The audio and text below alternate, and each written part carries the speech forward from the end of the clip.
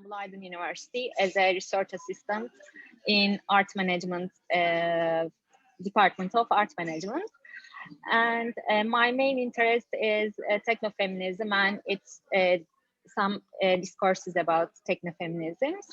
And that's all. Thank you, and Şeyda. Oh, Istanbul students, give floor to the other Istanbul students. No. That's a jank. Okay. Hi everyone, I am Şeyda. I am a art historian and I study art history at master degree in Istanbul Technical University. Also, I graduated from nursing school and I work as a nurse at the post-COVID intense care unit at a education and research hospital. So some art, some STS, some COVID. It will change.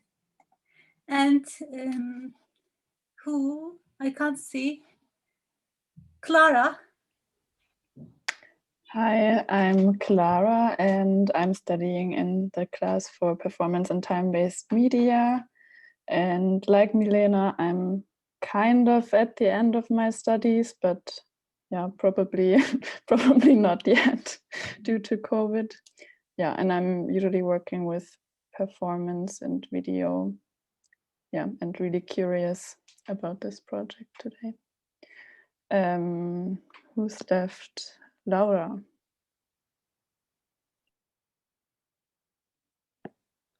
Hi, my name is Laura. I'm a listener student in the class of Matilde with Milena and Clara. I'm a visual artist, graduated in Brazil, now living in Berlin. And I'm looking forward to work and with you guys and know more about the project. Gözde, I can pass the word for you. I don't know if I spelled right your name, sorry. Yeah, it was perfect.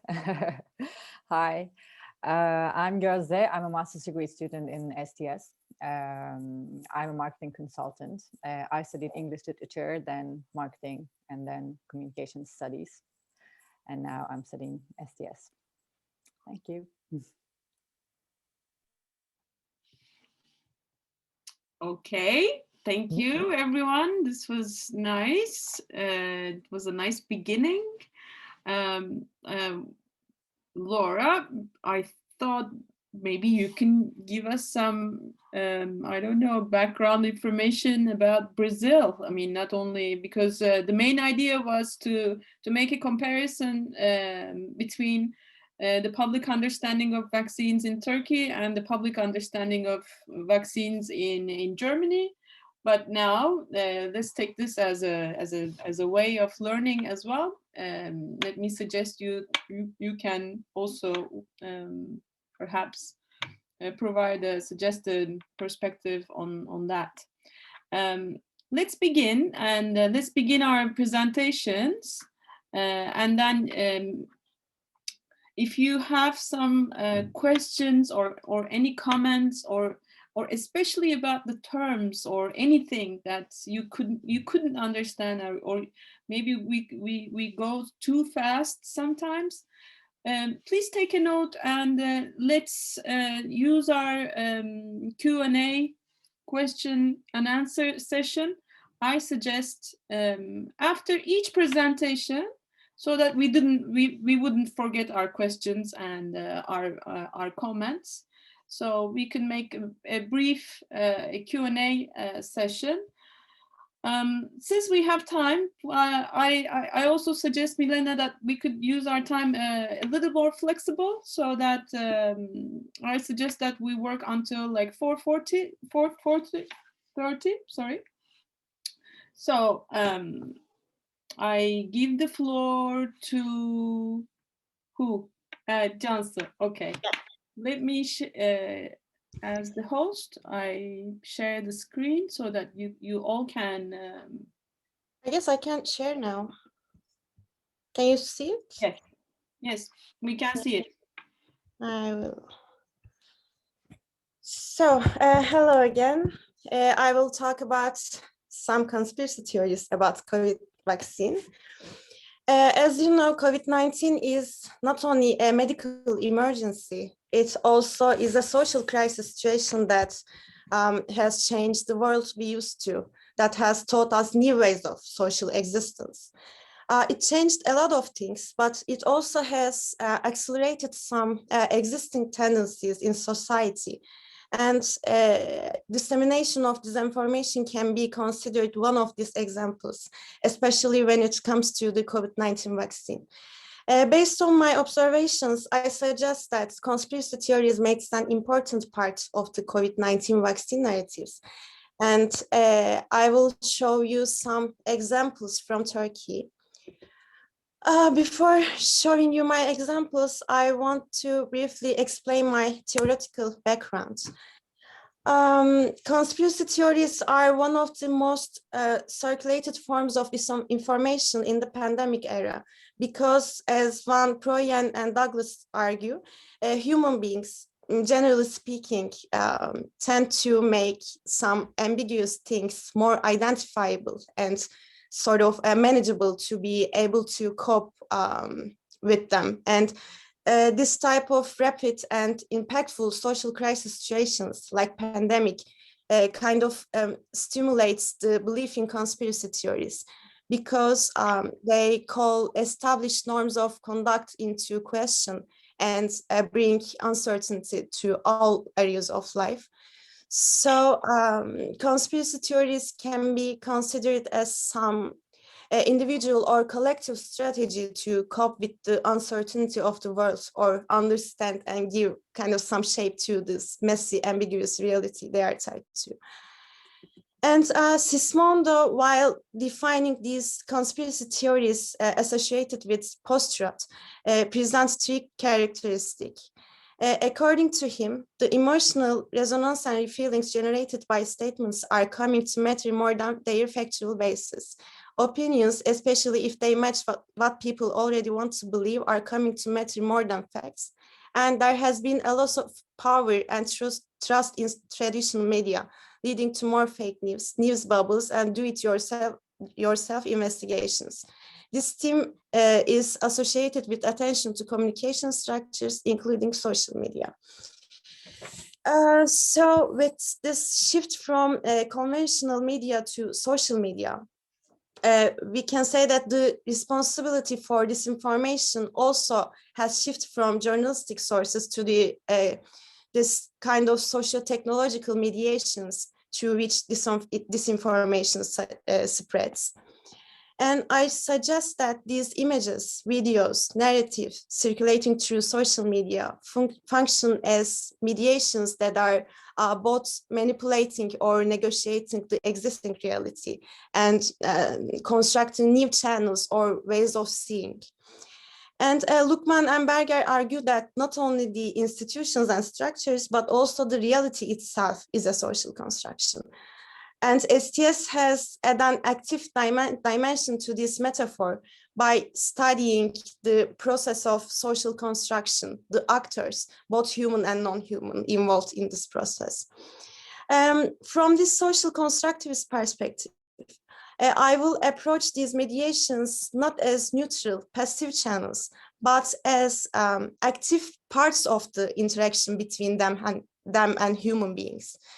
They construct new realities with their own values, with their own social action patterns, forms of interaction, ways of thinking, so on. So they can be approached as a part of a more complex technoscientific world-making process. Based on these initial observations and literature review, I will discuss how and by which means conspiracy theories contribute to this construction process.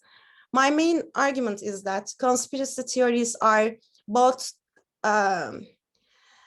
conspiracy theories and the related actors and dissemination mediations are the main components for the both social imagination of the vaccine and social construction of the pandemic's reality.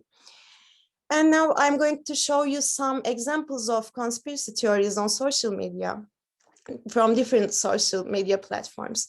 and talk about how actors construct different realities by applying various strategies to increase the reality of the reality they construct. And I would also like to state that these strategies were revealed as an initial observation result, and they will be further explored in a field study that will be carried out in closed Facebook groups, for example, later in the semester. Yes, here is an example. In this Facebook post, a narrator presents the COVID-19 as a project for reduce the world population. And it claims that this international project will achieve this goal via the vaccination. It says that COVID-19 is not the name of the virus, but it is a shortening of the certificate of identification of vaccination with artificial intelligence. I don't know what this stands for, but yeah. Here is another example. One of the most repetitive conspiracy theories about vaccination in Turkey is about implementing microchips to people via COVID vaccine. In the description of this picture, it mentions microchips related to some global power. And in this example, the image that used deserves particular attention because it says that the microchip will be implemented with special injectors. And it is from the news of one of the earliest national channels in Turkey, TRT. And we can say that it is kind of an attempt to increase the persuasiveness of the post by calling the established trust of people to this national channel. I mean, using some kind of collective memory of the people. However, the news in question is about injecting and microchipping the pets. So this is one of the perfect examples of manipulation of the reality through images. My other example is not an image, but a story about vaccine. In the story, the narrator talks about his mother, who was in a good condition before the vaccination, but became ill after it. A narrator says that when he asked for getting information about the PCR test and evidence about the existence of the virus, the doctor dismissed him. And this story also reminded me the intro of horror movies that says based on a true story, some kind of that. A narrator tries to manipulate people through his real experience and to increase the effectiveness of his post. My other example is from an account of a scientist, a political scientist, according to his bio.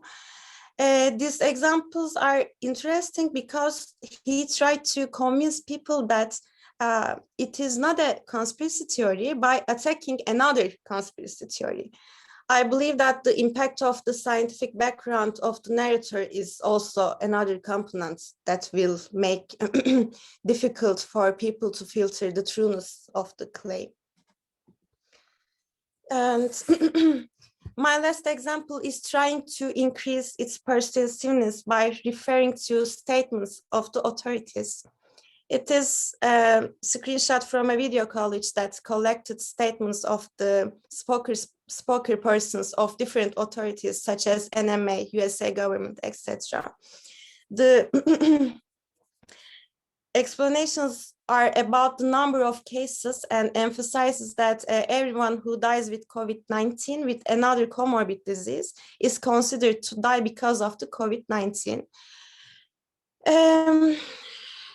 I'm not sure that I can translate the nuance correctly, but the main emphasis is on misleading and provoking people by the unrealistic case numbers.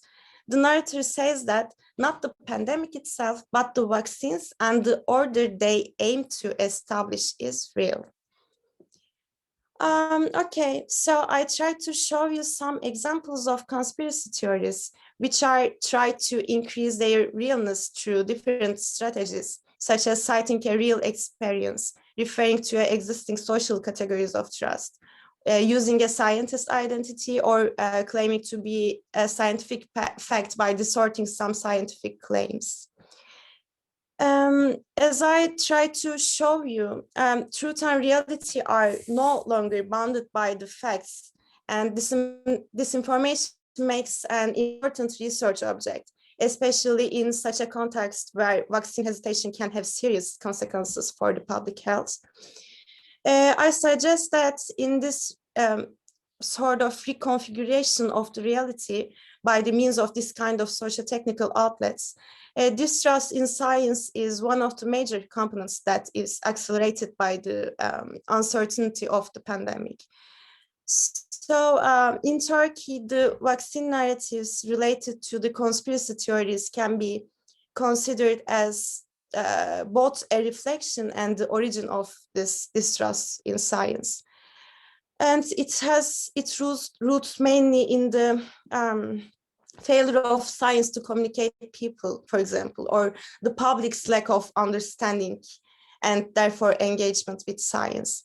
And with the spread of disinformation through social media and with the impact of the low level of digital literacy, for example, the substitution of scientific facts for pseudo-scientific arguments and conspiracy theories. And what remains to be explored is the actors involved to this process of disinformation production and spreading. And Ismail will present you some of these groups from an STS perspective. So that was all. Thank you for listening. Is there a question?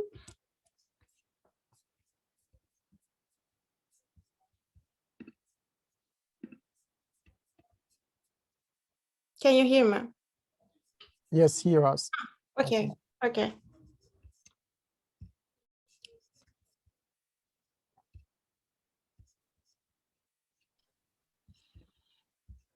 Thank you, Cansu. Thank you.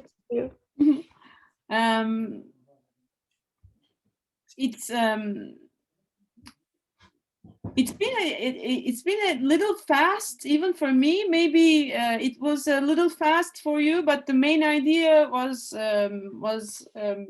explained so well. So it's if you have anything that you can, maybe you see some similarities about the making of conspiracy theories or the function of the conspiracy theories in fact making, or this we see that there's an invisible power of control. So this when people do not figure out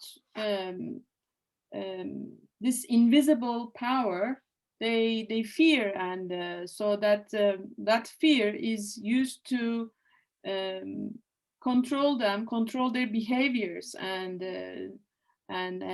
make them obey to the rules and the protocols of what's asked. So let's maybe we can discuss about this. About the is there any similarities that you see about the conspiracy theories, the use of conspiracy theories in Brazil or in Berlin, in Germany?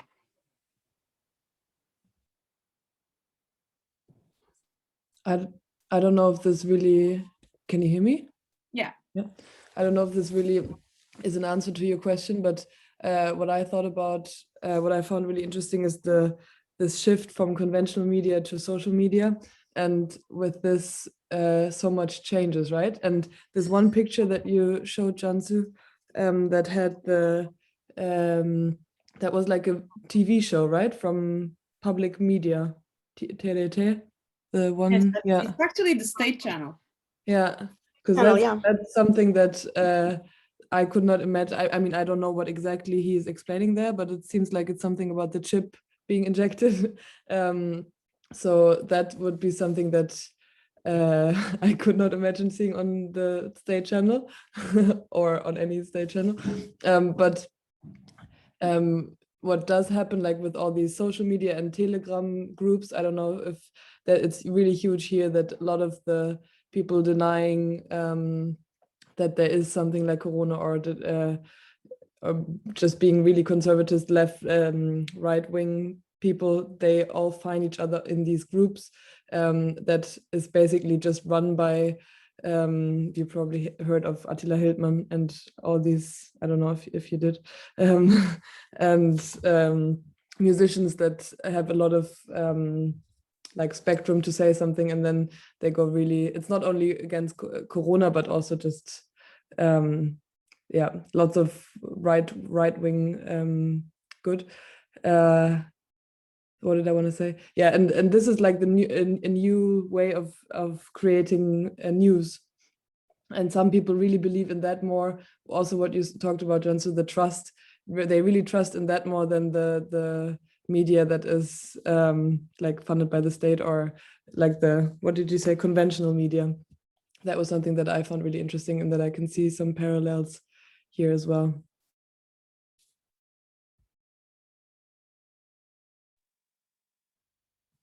Okay, anyone else would like to share any other ideas, comments, questions?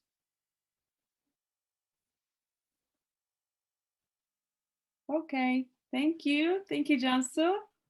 And let's pass to, would you like to say something, Cansu? Maybe as a last remark. That was all. Thank you for listening. Okay.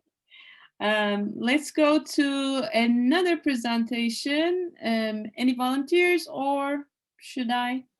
We have an order. Shall I? Yeah. Okay. There is Gözde's point, but it's okay, Gözde? I'll present later, I think. Okay. Okay, it's my turn. Okay. I can share my screen.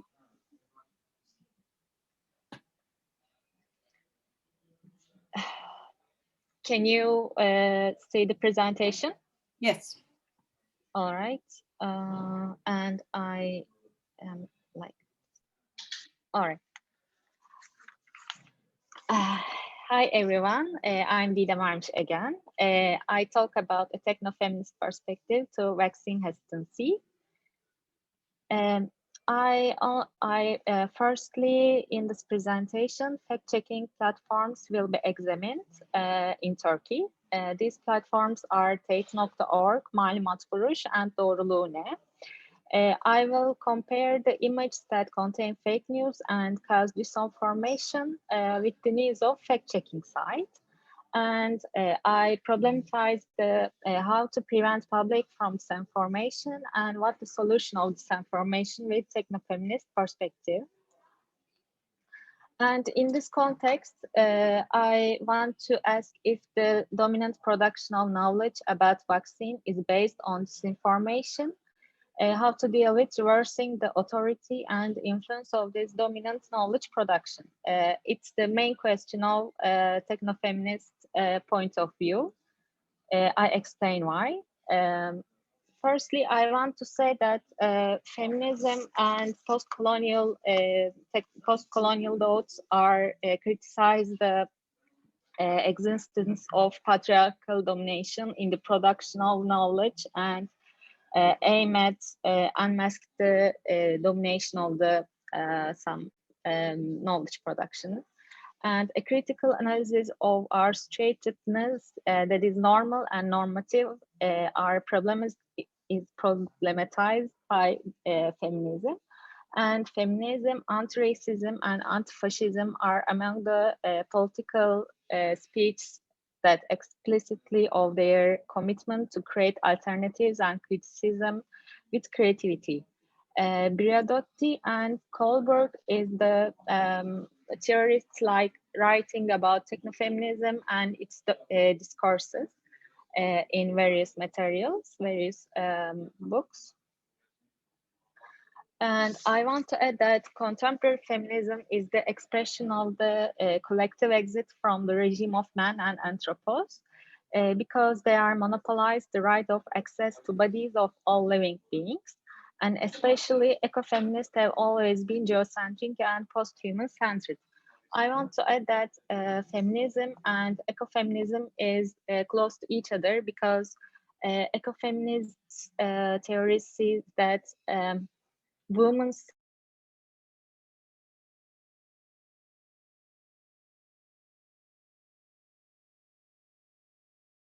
Bağlantısında bir sorun oldu. We can hear you. Dondu. I'm so sorry. Can you hear me now? Yeah, it's okay. All right, because I'm in Yıldız Technical University and its internet connection a bit bad. And I want to continue that ecofeminism and feminism related with each other, because ecofeminist theories think that like women's secondary places in the society is links with the destruction of the ecology. And I want to talk about Donna Haraway's and Sandra Harding's theories. And firstly, I want to explain Donna Haraway's cyborg manifestos. Donna Haraway is one of the feminist theorists that analyze cyborgs. And cyborg challenged the distinction between the human and the non-human, as well as the binary perception of nature and culture, like feminists' perspective. And feminism within the natural science voiced a fundamental epistemological critique of a Cartesian distinction between nature and culture. And in this way, new materialism or feminist materialism share the premise of a relational ontology, and they think that the world came into being through an entangled material and discursive process. And the other point is Sandra Harding's standpoint theory, and it's that Sandra Harding initiated a cartography of different feminist epistemology, including her own reconceptualization of the standpoint feminist research. And these theories is focused on how we might do better science with holistic perspective, with position of the subordination. And although Haraway was sympathetic in the idea of knowledge being produced from the subordinate, but she thinks that it lacks accountability because it's the important things for everything about accountability. Instead, Haraway argued the need for a straighted knowledge, which could only produce partial truths. And as some feminist technoscience studies links with ecofeminism, critiques of medical practices, and some human animal studies and all kinds of posthumanities. And feminist technoscience studies applies feminist analysis to scientific ideas and practices. And gender politics and technofeminism focus precisely on how to understand agency and the other things like nature and culture.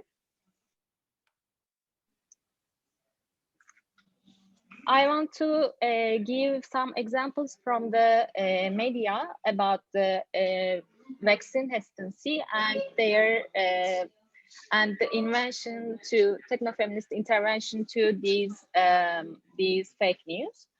I want to start that these news say that the claim that people will be injected with microchip with COVID-19 vaccines is false, because in Bill Gates' interview, he said that I don't know where the idea came from. And second claim is that coronavirus vaccines cause infertility is not true, because some medical scientists said that COVID-19 vaccines has not any proteins or anything else that causes infertility, and there is no scientific scientific claim about it. And the other thing is that is from Malumat Furuş, and it's the news said that there are those who get the COVID-19 after the first dose of COVID-19 vaccines. This does not mean the COVID-19 the vaccines are dysfunctional, because there are some news about Twitter, Facebook, or mainstream social media accounts, but this has not any truth, because how they said it's not true. The Malumat Furuş or the other fact-checking sites make lots of research or analyze lots of research, and they said that this news is true or this news is fake. And the other claim is that mRNA vaccines cause anti-immune disease is not true, because there is not any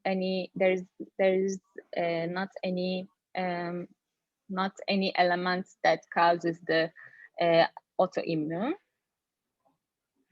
And BİM is the one supermarket in Turkey, and the claim that the sale of coronavirus vaccines will begin in BİM store is not true. And yeah, because there is any evidence about this claim. And the claim that people will be injected with the monkey gene with the vaccine is false. There is any elements that not only like there's some genes, but it doesn't mean it's in the COVID-19 vaccines. It's not true. I will explain why. And there is Simpson TV show, and I want to explain that the claim that there is an epidemic and mandatory vaccination scene in the Simpsons TV series is not true. It's because when Homer Simpson avoid to their families meeting, dinner meeting, Homer imagined the military military test, and we see these scenes in there. And it's on the this test is on the like Homer. This test is Homer's will, not any mandatory things, and it's not true. This claim is not true. And it's the Tate.org's picture, and in the picture we read that there is a pandemic. Get vaccinated against misinformation. And I want to show a video. It's Turkish, but I will explain in English. Sorry.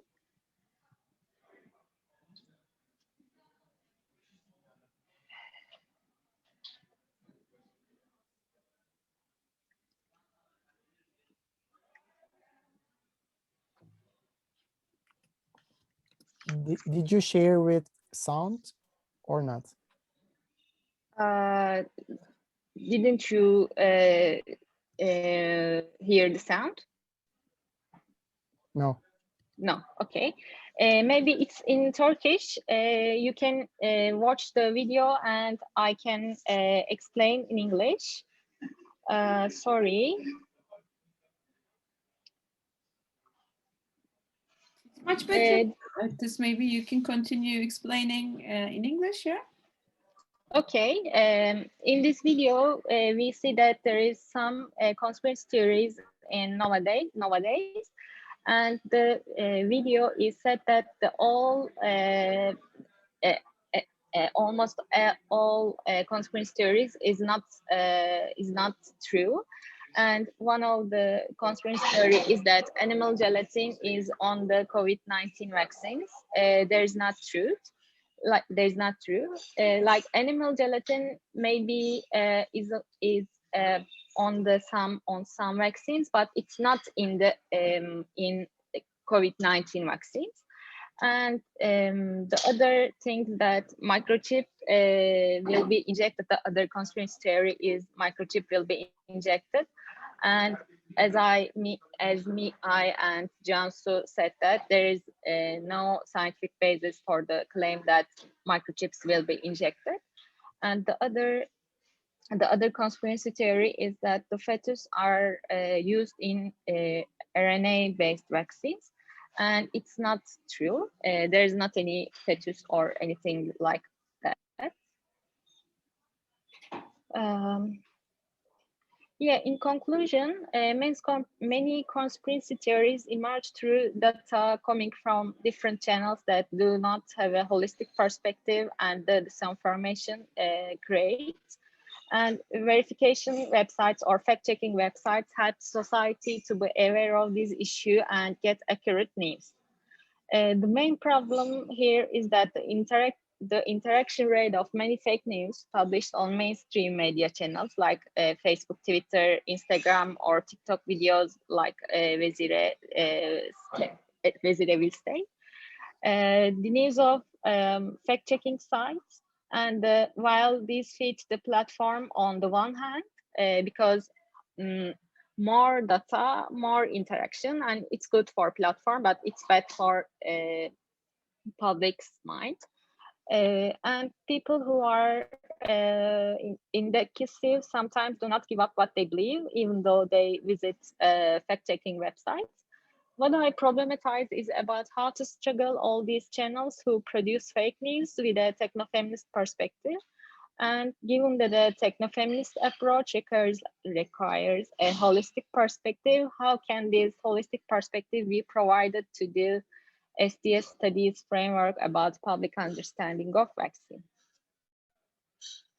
And that's all. Thank you for listening to me. And if any question you have, I can take it, or maybe in Q&A session.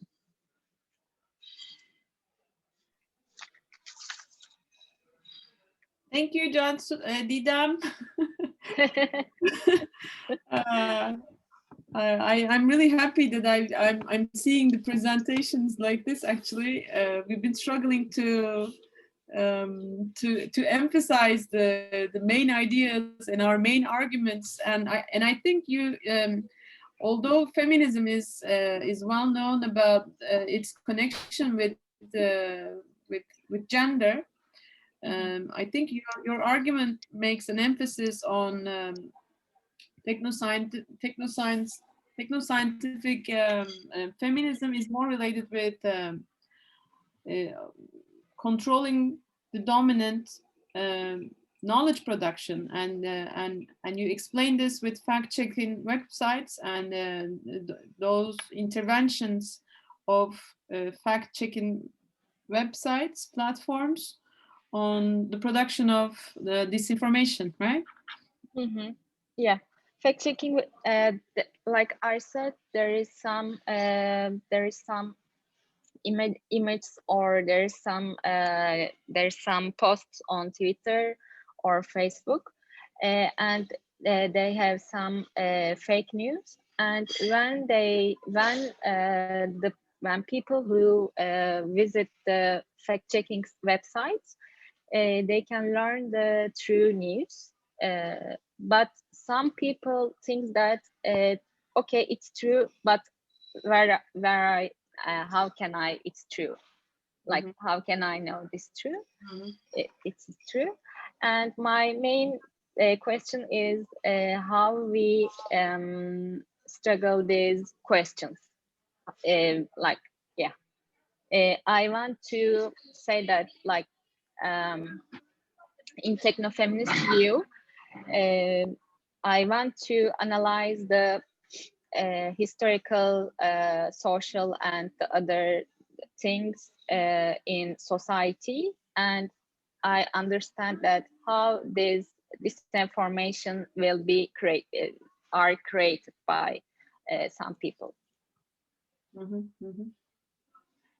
it was also very interesting for me to see which kind of news and information that those fact-checking websites are working on, and some of the information or disinformation that they've been dealing with.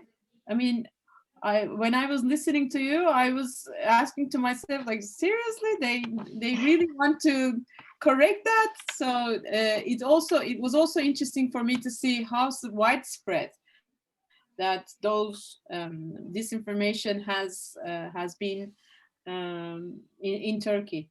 So that also reflects another dominant point of view about the public understanding of vaccines in Turkey, which we don't want to see, but that's a fact.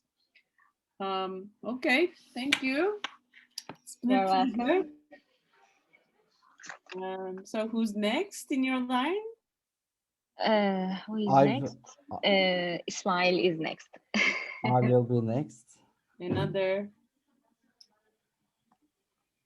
It's getting more and more entertaining, the subjects. I can follow your line topics. Yes, hello again, everyone. Today, I will deal with the subject of post-digital ignorance and anti-vaccination ideas from examining a special group of anti-vaxxers. It is in Turkey. It is the radical Islamists in Turkey as a relevant social group. My theoretical STS framework will be SCOT in the long form, Social Construction of Technology. Before presenting my images, I want to briefly summarize this theoretical framework.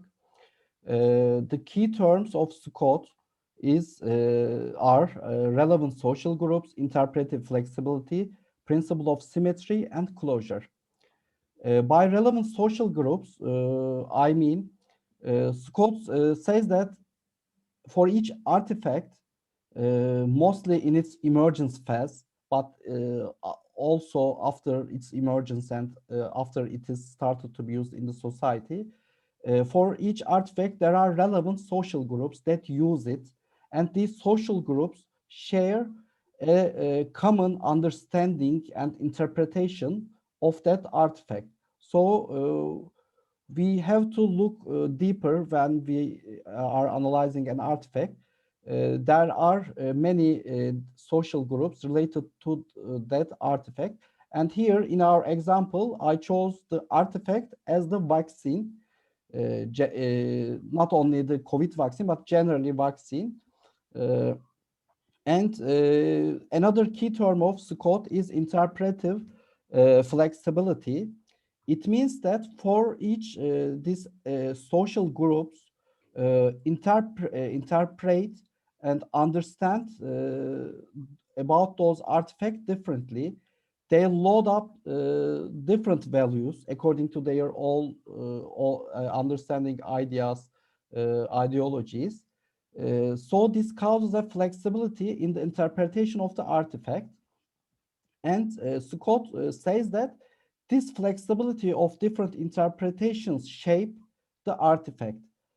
So it isn't only the producers or the designers that maintain the artifact and provide to the society, but by thinking in the reverse order, the society shapes the artifact because for these different social groups have different problems about those artifacts.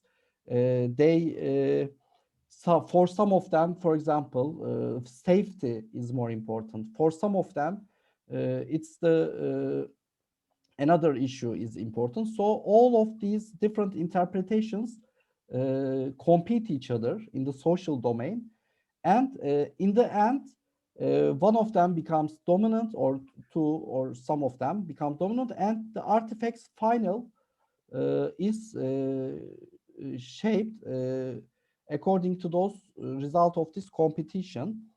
Here also principle of symmetry is another important key term. This means that the different explanations about the failure of or success of the artifact, because some artifacts can be a failure, not it doesn't mean that all the artifacts when they are presented to society will be successful. This should have been held equally. And finally, this closure phase means the result, the final of the artifact. But we mustn't forget that the closure can be reopened because society is dynamic, and for some time period, an artifact can be seen as to reach closure, but it can be reopened later. Maybe we'll have the third vaccine and the fourth vaccine. Maybe each year we will have the vaccine. Maybe each season we will have the, right? Yes, and for each vaccine, this can be, these discussions about these different interpretations can be reopened. So it isn't, it is a permanent and dynamic process. And why did I choose anti-vaxxers as a relevant social group? And inside this anti-vaxxer, the radical Islamists, I made use of the classical article of Pinch and Biker in Scott research domain in STS.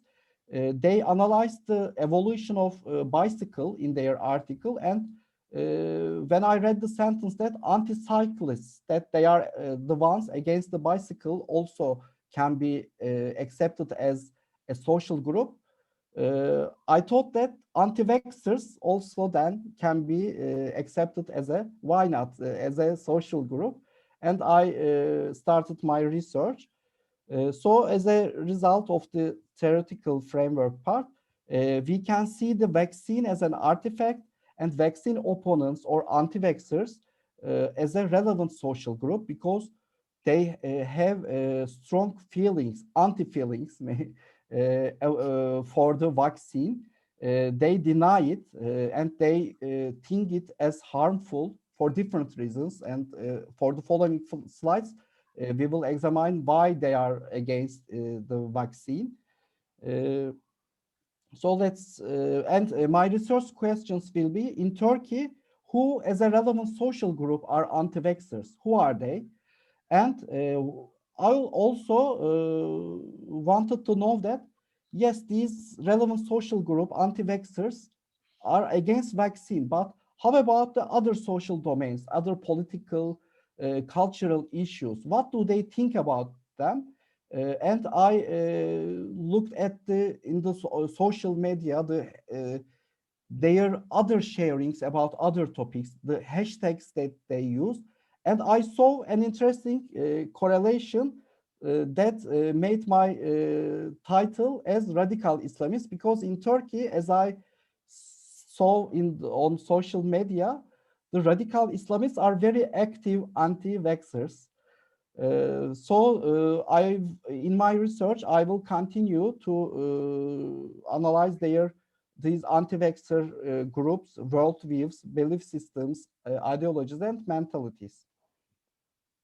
Now I will start to present some examples of anti-vaxxer radical Islamists, figures, organizations, and social media users. The first is from a radical religious Facebook group of over nearly 200,000 followers, the fan of a radical Islamist public group, Cübbeli Ahmet Hoca. It is a religious sect, İsmail Aga, very famous in Turkey. And in the above picture, there is a call to Prime Minister in those years. It is because from 2015, claiming that vaccines cause infertility and they weaken the immune system, and they see vaccines as weapons. This weapon image is important. I will again talk about it.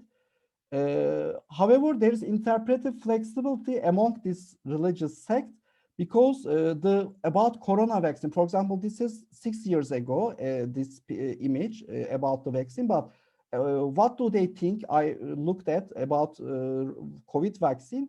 Their final view, official view that sect is if Muslim doctors approve the use of COVID vaccine, then it is not haram, they think. Haram mean it is banned in Islam.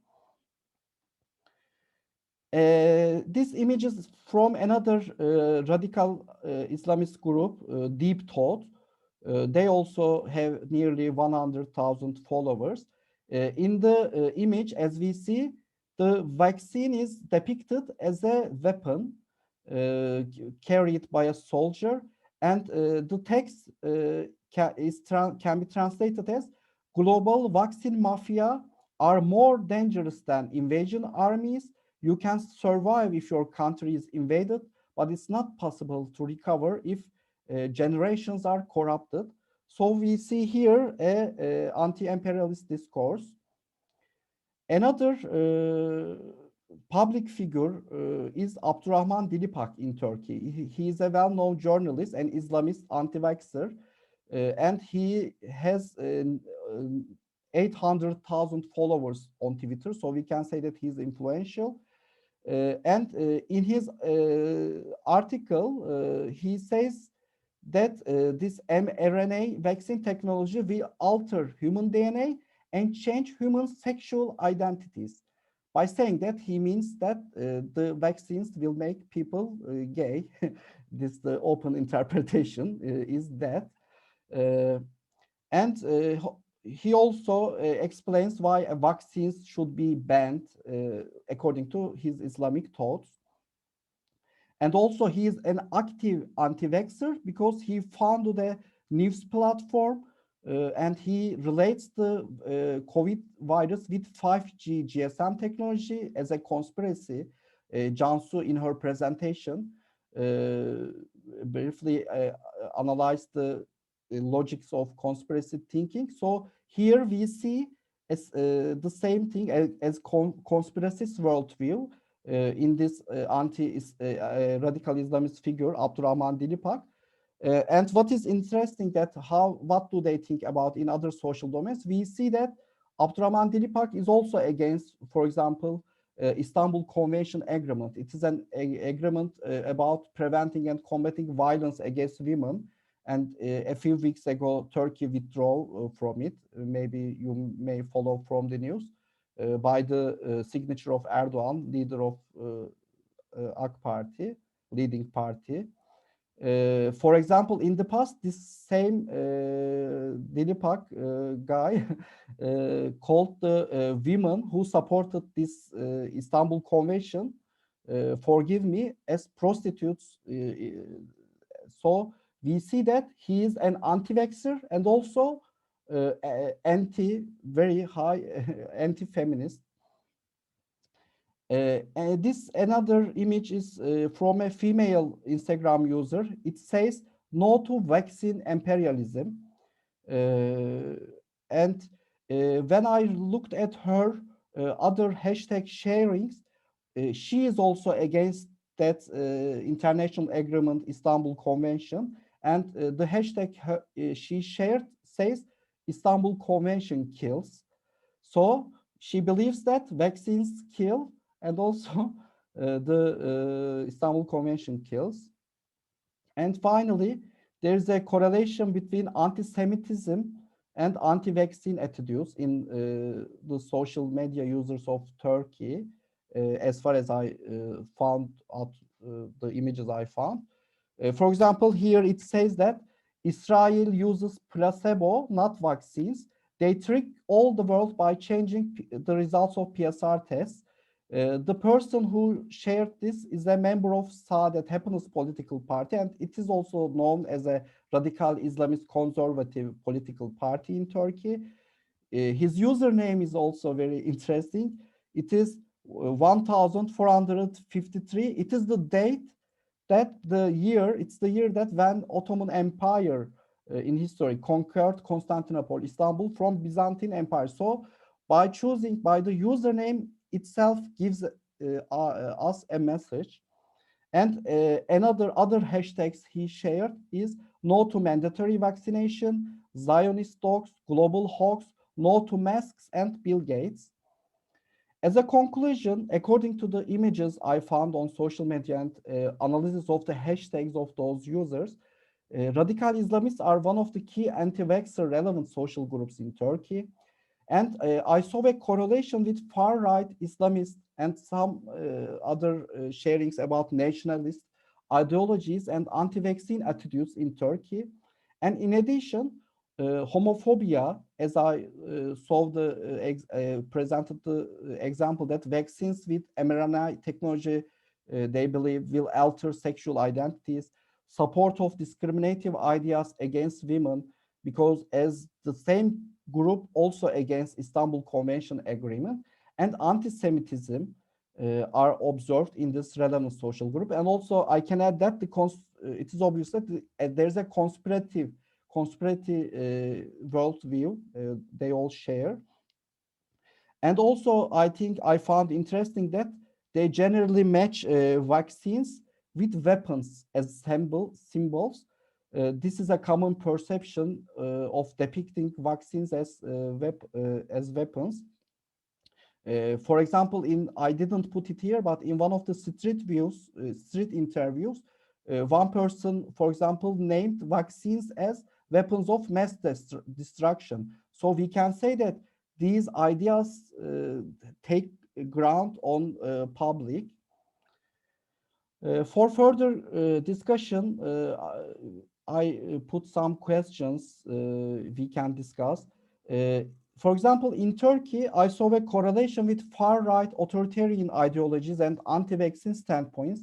But is this only in Turkey, but can we say it for the worldwide?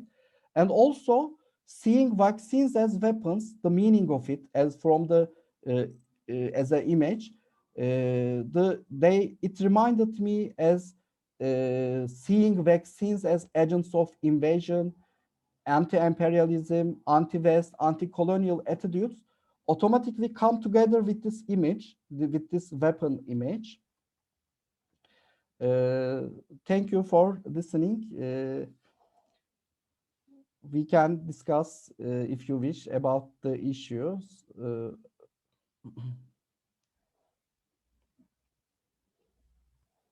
Thank you, Ismail, for this wonderful presentation. And the topic, I don't know you guys, but terrible news, but we know that this is going on as well. I think it was really interesting for you to focus on one group and then explore how their attitudes in other political, social cases and events. I think you find an interesting correlation there, and maybe you can also support your argument with some quantitative data as well, because I think it could be easy for you to reach that, so that you can also support your evidence there. Any comments? Any other resemblances and similarities that maybe you would like to share as well? Yeah, Laura? I would like to say to Ismail that here, that in Brazil also, the religion sector used this anti-vaccination approach, especially the evangelic church. And I saw some similarities, and something that was in my mind when you said about guns and vaccination. Last week, the president of Brazil started realizing that he should do a campaign of vaccination, and then they start putting some images of, I don't know, the character of the they made a thing with a guy with a gun, and the gun was the vaccination. But it's the opposite here. It's like our gun is the vaccine now. So like a good thing because it's a government that wants people to have guns. So I don't know, and I think that might be connected also with, because they're all the time doing fake news and things have double meanings. So I don't know if it's connected also with what you're putting in Turkey. And yeah, I think is that I wanted to say, and I was thinking also how fear and uncertainty was also something that was used by the extreme right now for fake news and religion. So how these three things always was used this as a way of a tool of power.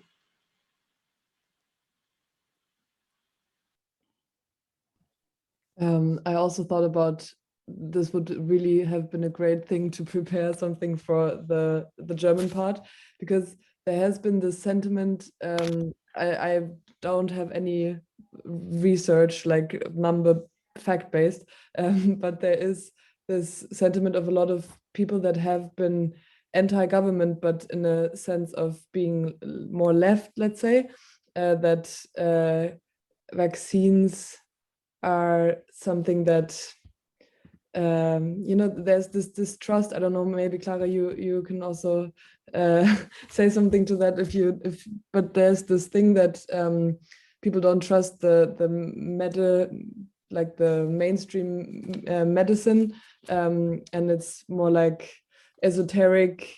You know, we don't need to, if the virus wants to come, then there's a sense of getting sick and then reawakening after you've been sick. So and this has been going on since like the 68 movement, that a lot of people don't want to get vaccinated, and they most of the time, or there is a correlation between their political beliefs and this anti-vaccination. For example, my grandmother, she was one of them. She didn't want to get vaccinated. Now she changed her mind, but a lot of people didn't. And now there's this shift in categories that you put people in. You know, there's all of a sudden the people who don't want to get vaccinated, and it's not something that is left or liberal, but all of a sudden it turns into this also conspiracy theories. The state is not telling us everything, and it becomes this unsolidarity thing. You know, I'm not doing it, you can do it, but so it's very different, I would say, from what you've just said. I don't know about the very religious people in Germany. There's no knowledge I have about this, but it's an interesting difference, actually. Yeah, I think there are also super religious groups, like Christian groups in Germany, that are anti-vaccine for sure, but I don't have any data or anything to prove it either. But yeah, I agree. I think it's a very interesting development, or a very interesting difference also. And here in Germany, you can see how groups that seem to be really different from each other, like far right, or these kind of, I don't know, I would say hippie people you were talking about, that maybe believe in kind of a natural order of things, how those groups somehow merge and have this common sense of being anti-vaccine. Yeah, and all of a sudden they're together in a demonstration, and exactly. they against each other. You know, they would have one demonstration, and then on the other part there would be the like anti-demonstration for that. And it's a very weird. You walk across the street and you cannot say who's who anymore. Kind of like, I mean, those boxes are too wide anyways, but they really don't make sense anymore the way they used to. At least that's my feeling. Yeah. Can I say something? Also, for example, in Turkey, not of course all the anti-vaxxers are far right radical Islamists, but there is also another influential figure named Soner Yalçın, for example. He is not radical Islamist. In fact, he can be accepted as a radical left, maybe. It is also debatable, of course, but it's certain that he's not radical Islamist, but also he presented a book, dedicated a book about it, anti-vaccination, and he dealt the issue about the anti-corporatist medical companies, their profit-minded attitudes. So yes, it is really interesting that if the topic is anti-vaccination, the different competitive groups share the similar misinformation images. It is interesting. Maybe what they have in common is this distrust against a state or like a power instance that they distrust because of opposite reasons, maybe. But that's what they have in common now that becomes more visible.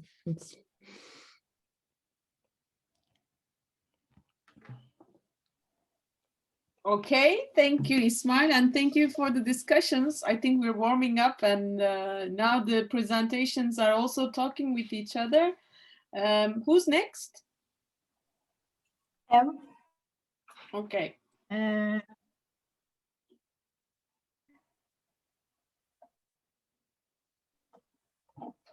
By the way, would you like to do a 15-minute break or something? Are we doing okay? Or shall we move on? How do you feel like? Maybe one more and then a short break? Okay. Okay.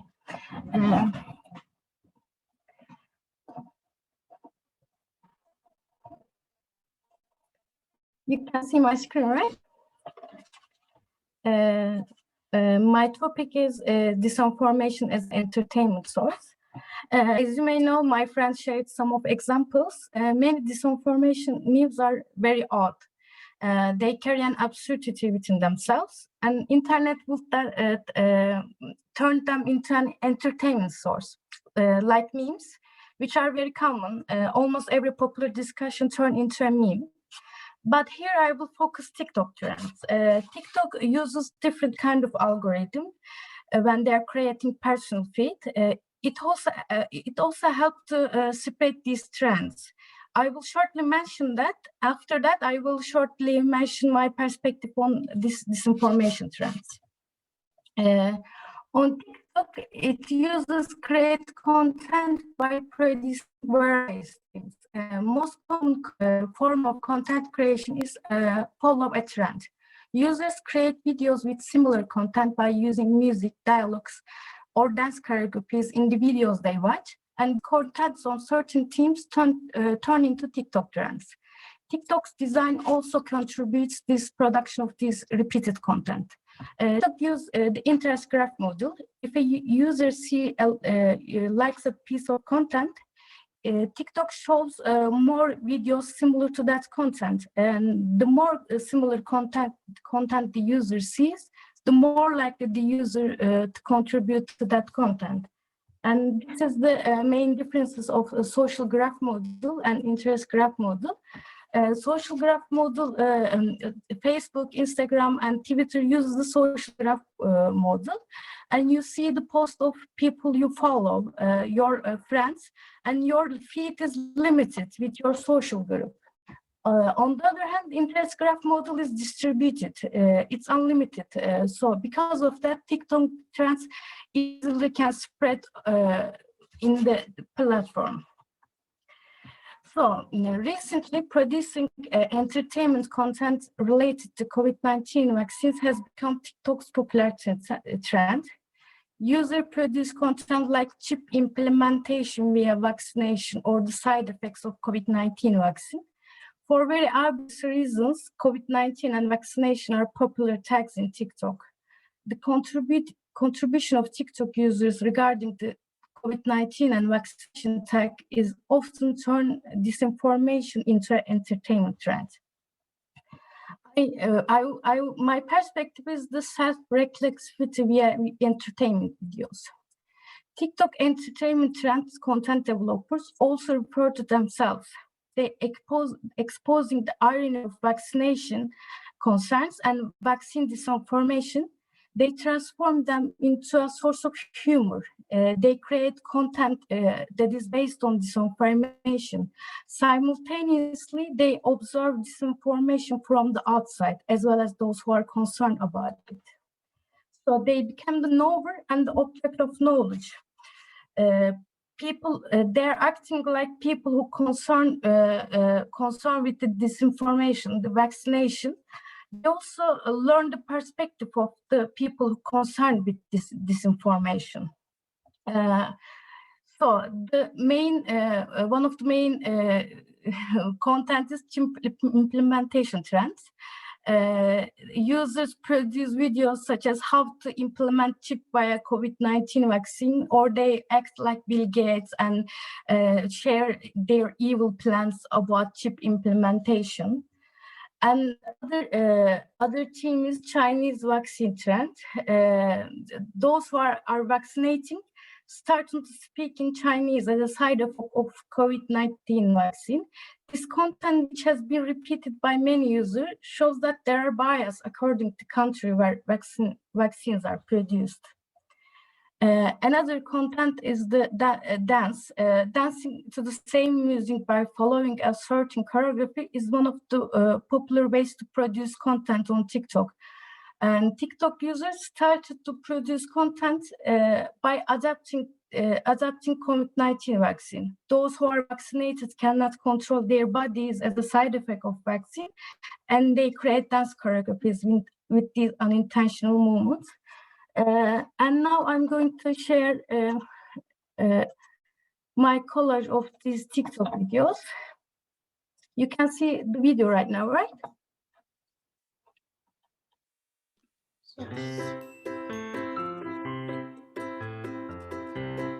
Aşı yoluyla vücuduna çip sokmaya ne dersin? Evet, tam yerine geldin. Aşıların içine yerleştirdiğimiz çipler sayesinde tüm insanlığı ele geçireceğim. Beyefendi, siz kendinize çip takıldığını mı iddia ediyorsunuz? Ben Covid-19 aşısı oldum. Aşıyla beraber benim vücuduma çip entegre ettiler.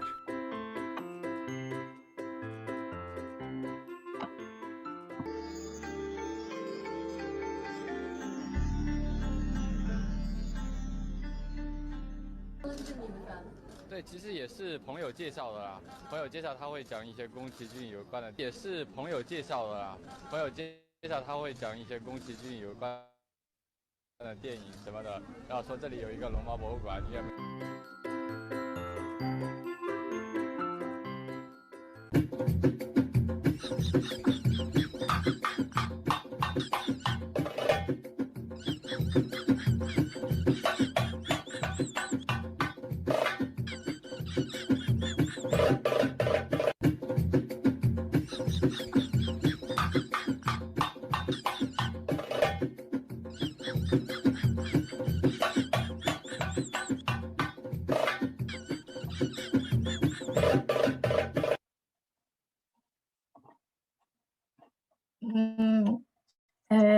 ？And my conclusion is that the problem of anti-vaccination is on the increase of the result of disinformation spread through various media, and the users on TikTok respond to this problem in an irrational way. Perhaps they exaggerate their own concerns to turn them into humorous content. In the case of disinformation, they become both knower and the object of knowledge. And my question is it possible to minimize the impact of vaccine disinformation by transforming into the entertainment content? Because they're somehow criticizing these odd disinformation by turning them into entertainment content with the irrational response. And that's all. Thank you for listening. Thank you, İpek. I can see that by using the entertainment tool, I can see that the users are reusing and subverting the authority of the dominant figures. In this case, you haven't mentioned, but the Chinese effect suited man was the Ministry of Health in Turkey. So after the vaccination, he became he made a deal with the Chinese vaccine companies, so that he became Chinese. So so maybe you can emphasize these authority figures more in your paper for further research. But it's a very useful way to question the authorities behind the screens, I would say. Any other comments or contributions, questions? Clear. Can I say something? Yeah. Can we say that in fact they are creating anti-disinformative because they mock in a way the anti-vaxxers, but in a way they distribute the this disinformation. It is interesting. It is again both ways. It is interpreted. It can be interpreted in both ways. I must also admit that İpek, I find it really useful that you have explored the design technology of TikTok, and then you build your argument through that. So maybe if you could show us the graph model. While you were sharing your presentation, I sent 2 notes to Ismail, for instance, so that I thought maybe we could also analyze the relationships that Milena and Laura, you were also talking about how these leftist and extreme right-wing groups are interrelated with each other. And I was also trying to attract the attention of Ismail to that point, because there is no a two-way or 2 or 3 groups anymore. They are more interrelated, and they are more micro groups in which we see that they are kind of, they are in a way, in multi ways, they are related. So maybe this graph model could be useful for our further research to map groups. Like Ismail talk about his social groups, and we can see that social graph model is a closed group. Maybe some of the TikTok users also anti-vaccine. They can see that there is a people who are like making fun of it, this disinformation, and they want to contribute it somehow. But the other social graph model, you only see that if someone is anti-vaccine, people who follow anti-vaccine natures, and they only see that content. But in TikTok, you can see opposite of your thoughts. So this way, people more likely to contribute to these trends or this disinformation entertainment, even though they're actually not fond of vaccination. So it's very interesting. Yes, and as far as I know, the social graph model is used by Facebook, for instance. So the more you see and like a content, the more you see that kind of content. So it gives us a way to live in a bubble, sort of. But TikTok, you are saying, you're arguing, maybe you should add these points and make a comparison. It would be better for the audience to receive. So in TikTok, we change the algorithm, and so that also affects by changing the design of the algorithm technology. The way of our interaction has changes, and I think these graph models could be useful for developing our arguments more. Thank you. Also, for example, our friends from Germany talk about, and also from Brazil, there are similar groups in their country. So in the international domain, very interesting bonds may emerge. For example, one radical Islamist and one radical Christian it is in the international context interesting backbones. Maybe they are, of course, they are not aware, but they are sharing the common narrative, although they are unaware. It is very interesting. Also from platforms, one last comment, and then you go, Lara, if I may. Also from a platform's point of view, this is also data production. So the increase of this kind of algorithm also relates to the production of data in an international context. So it's more clicks, as I think. Laura, thank you. This thing of the ship, that they say that vaccination will implement a ship, it's a narrative we have here in Brazil. And when Ismail was presenting, I remember that 7 years ago, someone that is evangelic from a different social class without primary schooling showed me in WhatsApp fake news regarding ship implementation. So I was thinking that some old narrative are being reshaped to this new, I don't know, situation we are living. I just wanted to add that because I thought when you were presenting and I forgot.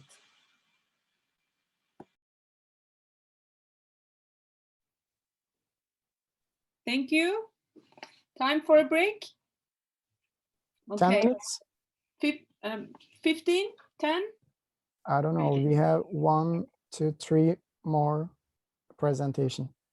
Okay. 15. Okay.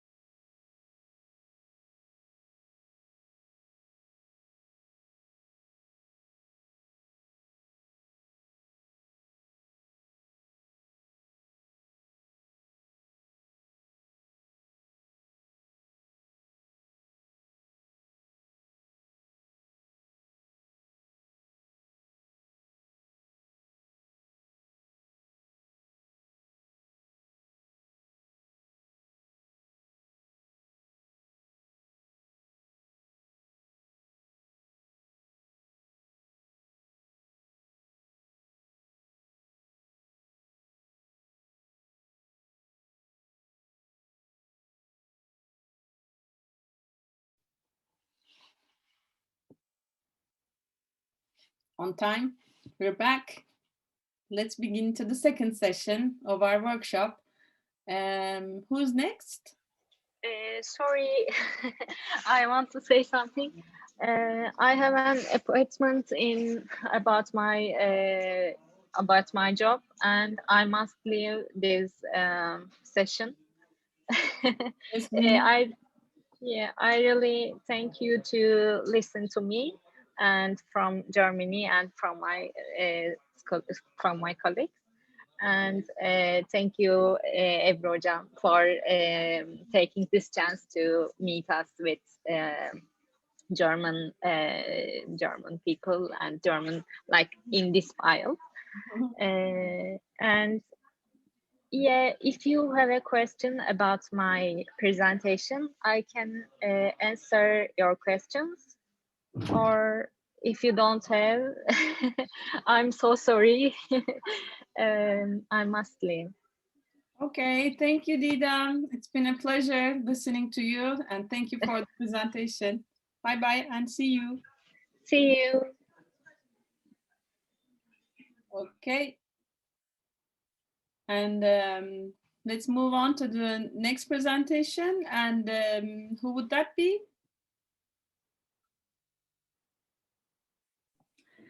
I think it's me. Okay. But there is some internet problem in my area, so can I use my video, only my audio, or I can try? Maybe you can close your cam. We can see the presentation only.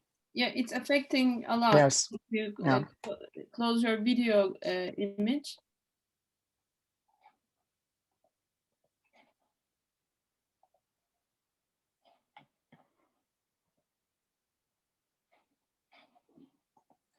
I can't share.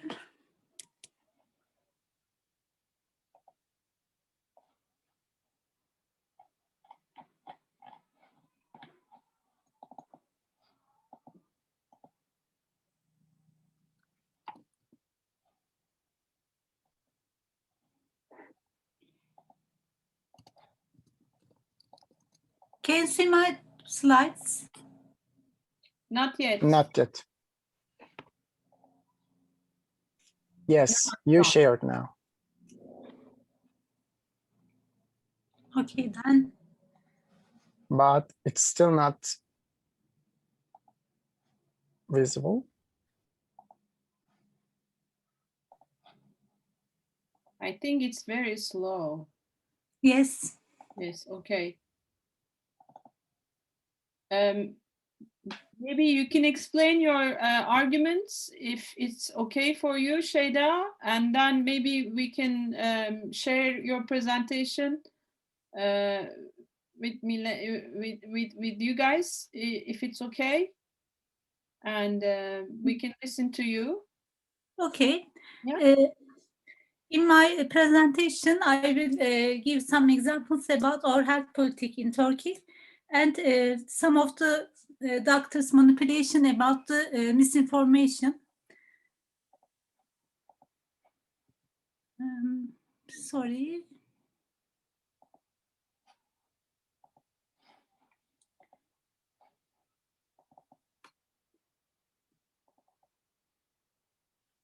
Now can you see?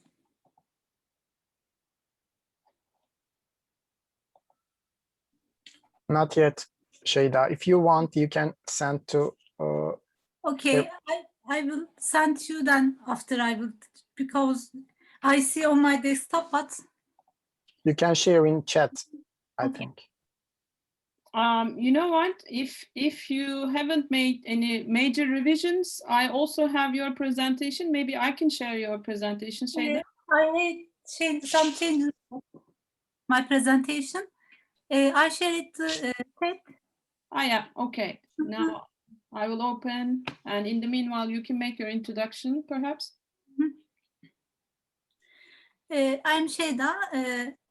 As a health provider, I will give some examples.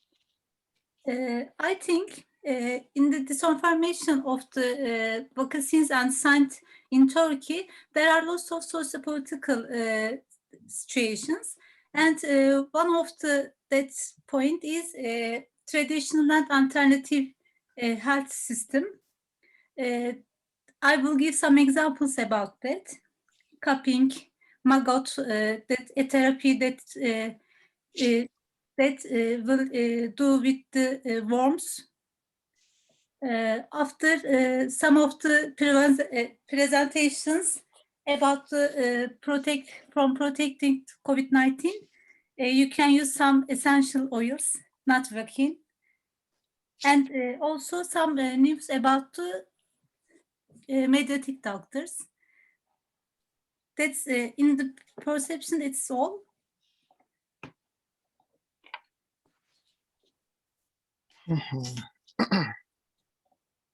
Can you see my chat? Give me a few seconds. Yeah. Okay. One of us can share it, right? Because I already downloaded it. So Yeah. then maybe that somebody shares it. Yeah, I'm trying.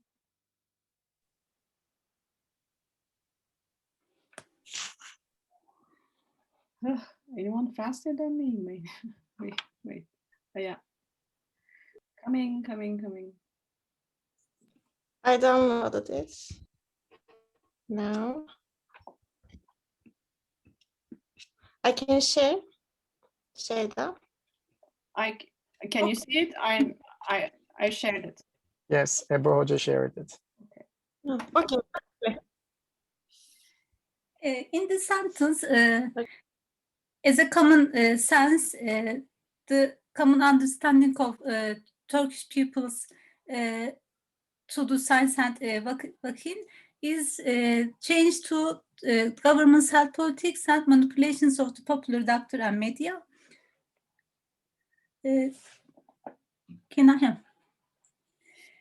More than 200 years, there are lots of misinformation about the scientific facts. James Gurley, the cowpox, it's the name of the cartoon, the wonderful effects of the new inoculation. At the first vaccine in the world is founded by Edward Jenner, smallpox vaccine. In 1796, from that to our day, there are lots of speculation, manipulation, and mistrust to the science.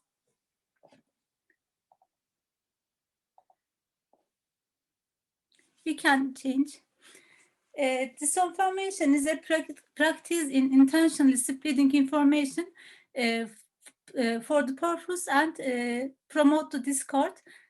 Also, they called as Russian troll. And also, there is misinformation. It is also false, inaccurate, and misleading information that is communicated regardless, and it's one of the most effective effects. Misinformation is fear and suspicion among people. The other slide. And as I said, the most principal effect is misinformation and elicit fear and suspicion among the population. But infodemic is a new word, a new term. It's about, it is portmanteau of information and epidemic. And for the first time, it's used at 2002 after SARS infection. Now, last year,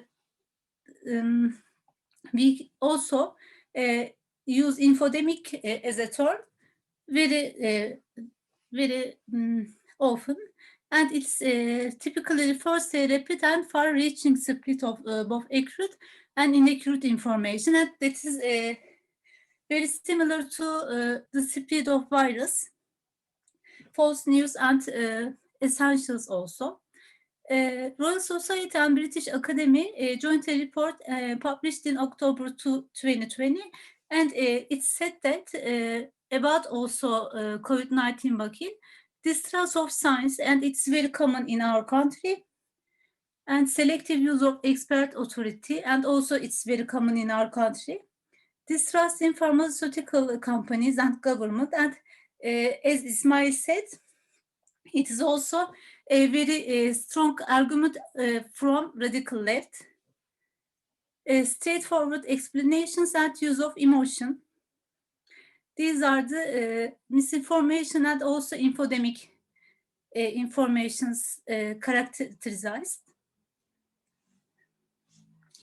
In my research, I will argue that how public understanding of vaccine in Turkey is related with Turkey's health politics, and also are there any side effects of authority, like doctors at the media figures distrust the science and vaccine.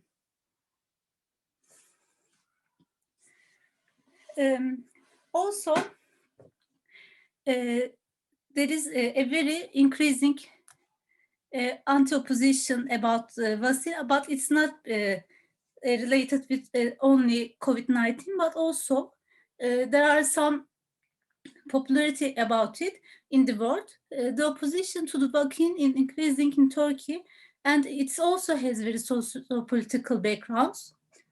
According to current data, announced that the vaccination in the 2009 and 2019, it's very awful. For example, in 2019, at the illness of measles, it's the 69%, but in 2019, it is 69%, and it's very serious problem, and it is also related with the health politics. And in the main reason and very important health politic is called GETAT in Turkish, and it means traditional and alternative medicine. In the left picture, we are seeing a hacamat in Turkish, but I think copying can use it as a term. For the science, there is no benefit of it, and also it makes people infected and give some serious skin problems. But the government the government supports it a lot, and says that it's benefit to all the disease and also COVID-19. At the right picture, you cannot see, but it is warm, and for this usage, for example, they bring it to the scar, and the worm eats the tissue. After that, there is a healthy skin, but in the 20th and 21st century, there is plastic surgery, but also government and health ministry suggest that worm can be useful for it. And the tragical thing is, for example, in the pandemic and the closures, for example, your father had heart attack, but you cannot go to the hospital because it is a risk, and the cardiology polyclinical can't give any service. But when you want to have cupping, you can go to the hospital, and it's very tragic and unscientific. You can't change. Maybe I can also add that the main purpose of this middle-aged feudal kind of treatment is to take the dirty blood and with the blood, with all the microbes and disease-creating or agents out of your body, so that the body can have the space with oxygen and with clean blood to find an opportunity to reproduce a healthy condition. it became very popular during the pandemic. Ozone therapy, I think. At the COVID-19, in our healthcare unit, intense healthcare unit, we gave all the patients to the ozone therapy, and there is no very meaningful benefit. In this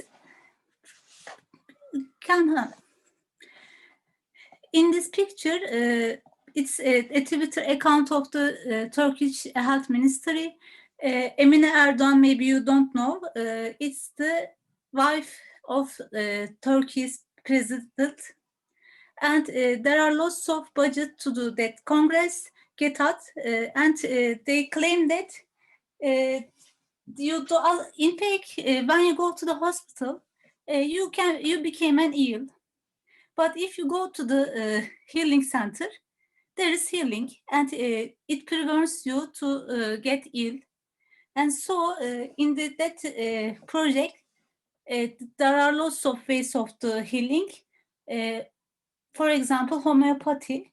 It's a magic water, water magic, sorry. I will also tell that. Emine Erdoğan says that health is the biggest capital. And so they, in the 2002, they make the private health organization, and there is no social health in the Turkey. She says that there is a misperception in both the scientific world and the public that these practices are outdated methods. She claims that, for example, cupping is scientific way, but plastic surgery doesn't. Also, life is advising with each passing day in the terms of technological and scientific developments. But she says that, unfortunately, this progress cannot manifest itself in terms of quality of the life or human values. And it's very common that in Turkish people, after that Congress, lots of people began to think that technological and scientific developments is not very useful for them. They and with them, they became more ill. Cancers, obesities, depressions are increasing, and because of them, they think. Could you please?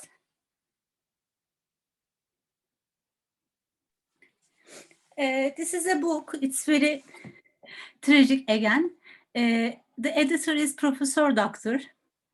And in this book, he says traditional and alternative ways to prevent the COVID-19. There is one way to prevent that illness is, and it's also vaccine, hygiene and social distance. He is our health minister, Fahrettin Koca, and give a gift to the Emine Erdoğan.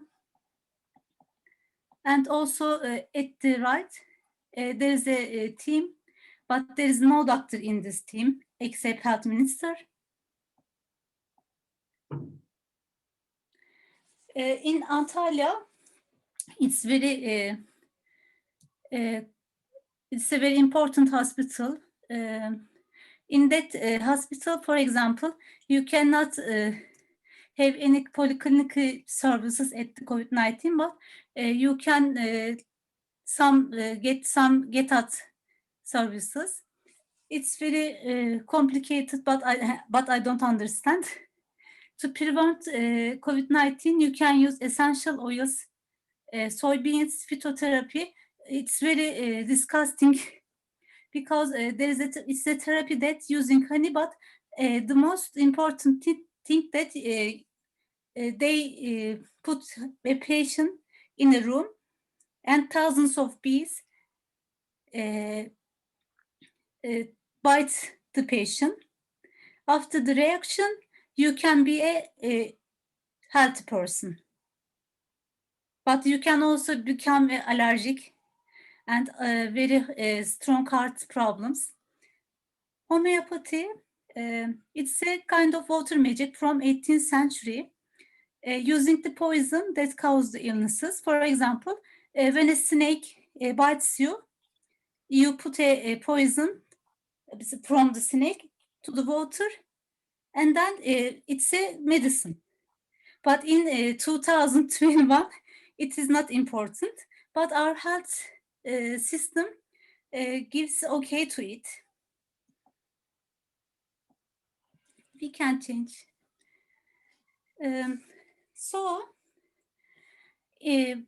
Because of the non-significant phase, for example, last month, it's the map of our risk at the COVID-19. At the first day of the March,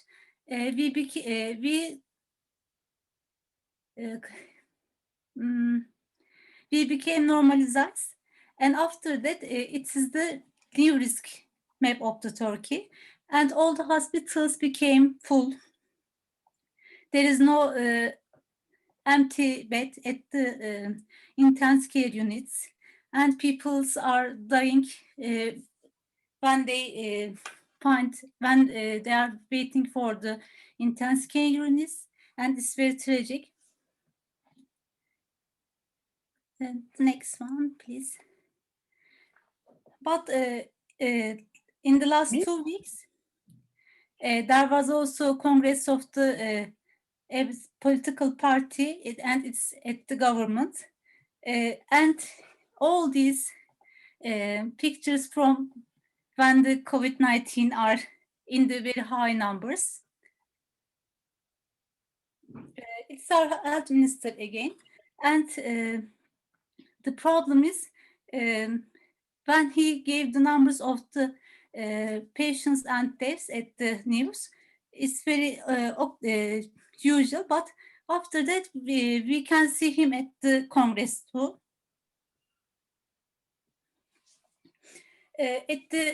On the date of the 13th of the March, it is the number of the health workers deaths caused by COVID-19, and it's very important that this could be prevented because when we work at the hospitals, there is no useful equipment.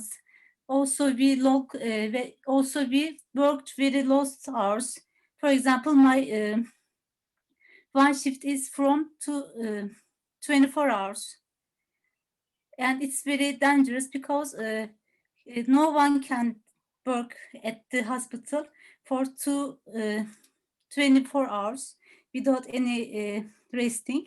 So people are dying when they are working at the hospitals. But in Cuba, because why Cuba? Because it's socialist, and their health system is very different from us.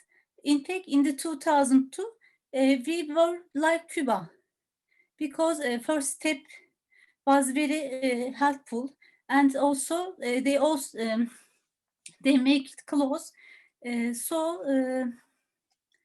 Now we are at a different system of the health. In Cuba, there is no health workers there. Canan Karatay is also popular professor. She says that to prevent COVID-19, eat lahmacun. It's a kind of pizza, maybe you don't know. And it is also unscientific way. And at the different news, she also says a kind of soup. It's from an animal's heads and feet. She says to prevent COVID-19, eat that soup.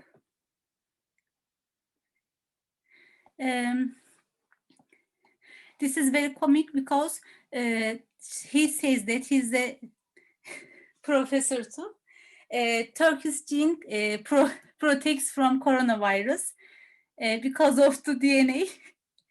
People, but it's also a very misinformation because yesterday we were the first country at Europe and fourth country in the world from the number of the patient about COVID-19. Also, İsmail told about Soner Yalçın. He also claims that vaccines are very dangerous. They make people ill, infertile, and with autism.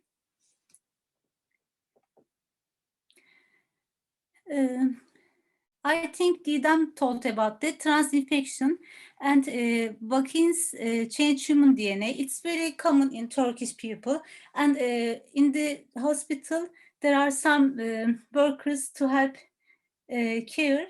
For example, they make cleaning or helping the patient. And also they say that we don't want to get vaccines because they change our DNA. We will be Chinese or we will be homosexual, and it's very common in the in the hospitals. As I said before, very common understandings: will I be a homosexual or will I be infertile? And like this, for example, in Turkey, we use Sinovac vaccines, and they're from China. So people are afraid of being Chinese. For example, a Turkish mother and Turkish father's baby will Chinese, and it's because of the vaccine. At the end, the government, which has not been transparent since the beginning of the epidemic, and is causing hesitation in the people. Popular doctors also use media to manipulate public and to the very unscientific way, but it's also it means that money to them.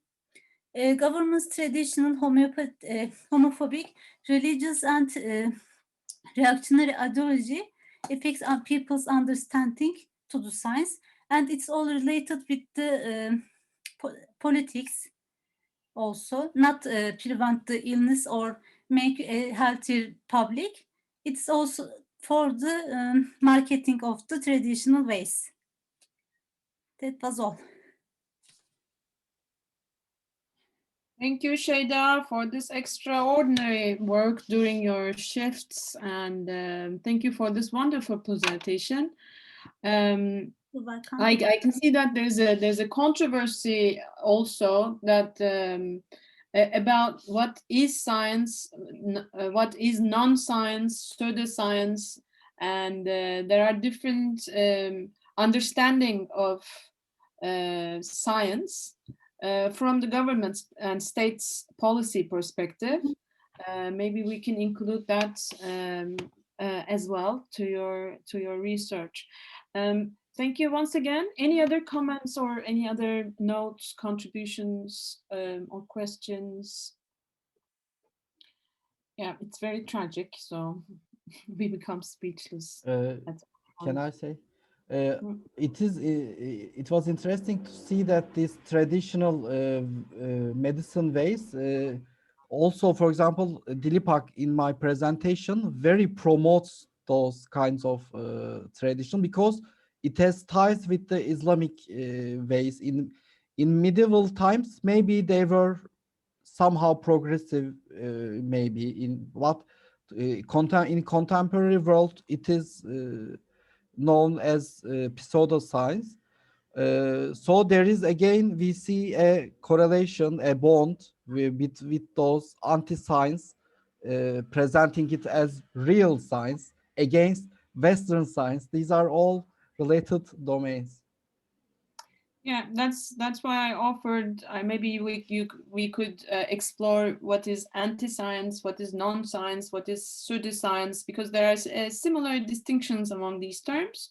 And also one other thing that attract my attention in Şeyda's presentation is that the representation of the scientist and its and their discourse related with the support for the government's policy. And maybe you can also find the links between among these representatives, so that maybe you can map these in quote scientists, because you also refer them, they are also professors. That means that they took some exams and they've been validated by the Higher Education Council of Turkey. So they are scientists, but so it's a nice way of putting and dealing with this controversy.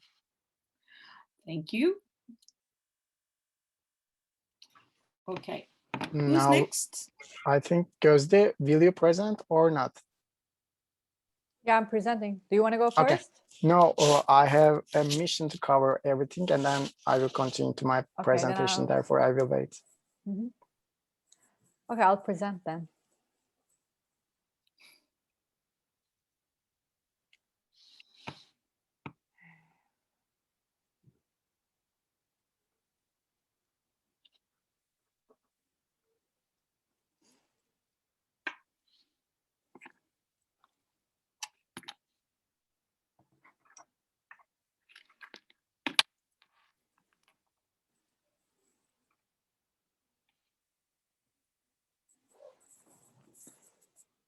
Hi again. I'm still working on my research, and I'd like to provide you with the theoretical background of my research today. So I'll talk about the conceptual models of public understanding of science. Bruce Loewenstein defines public understanding of science in 4 different models. These are deficit model, contextual model, the lay expertise model, and the public participation model. And the first of them is the deficit model. Most discussions of public understanding of science emerge from within the scientific community itself.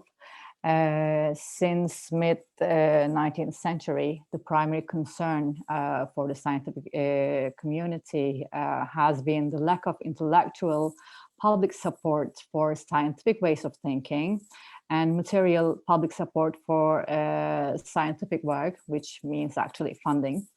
The deficit model is based on the idea of the public's inability to understand even basic ideas of probability, skepticism, and evidence. This approach has become known as the deficit model, since it describes a deficit of knowledge that must be filled with a presumption that after fixing the deficit, everything will be better. It is based on a linear transmission of information from experts to the public, with a belief that good transmission of information leads to reduced deficit in knowledge. The proponents of this model believe that reduced deficit leads to better decisions and often better support for science. Scholars have identified many difficulties with the deficit model, and 3 other models have been developed in response to the deficit model, and one of them is the contextual model.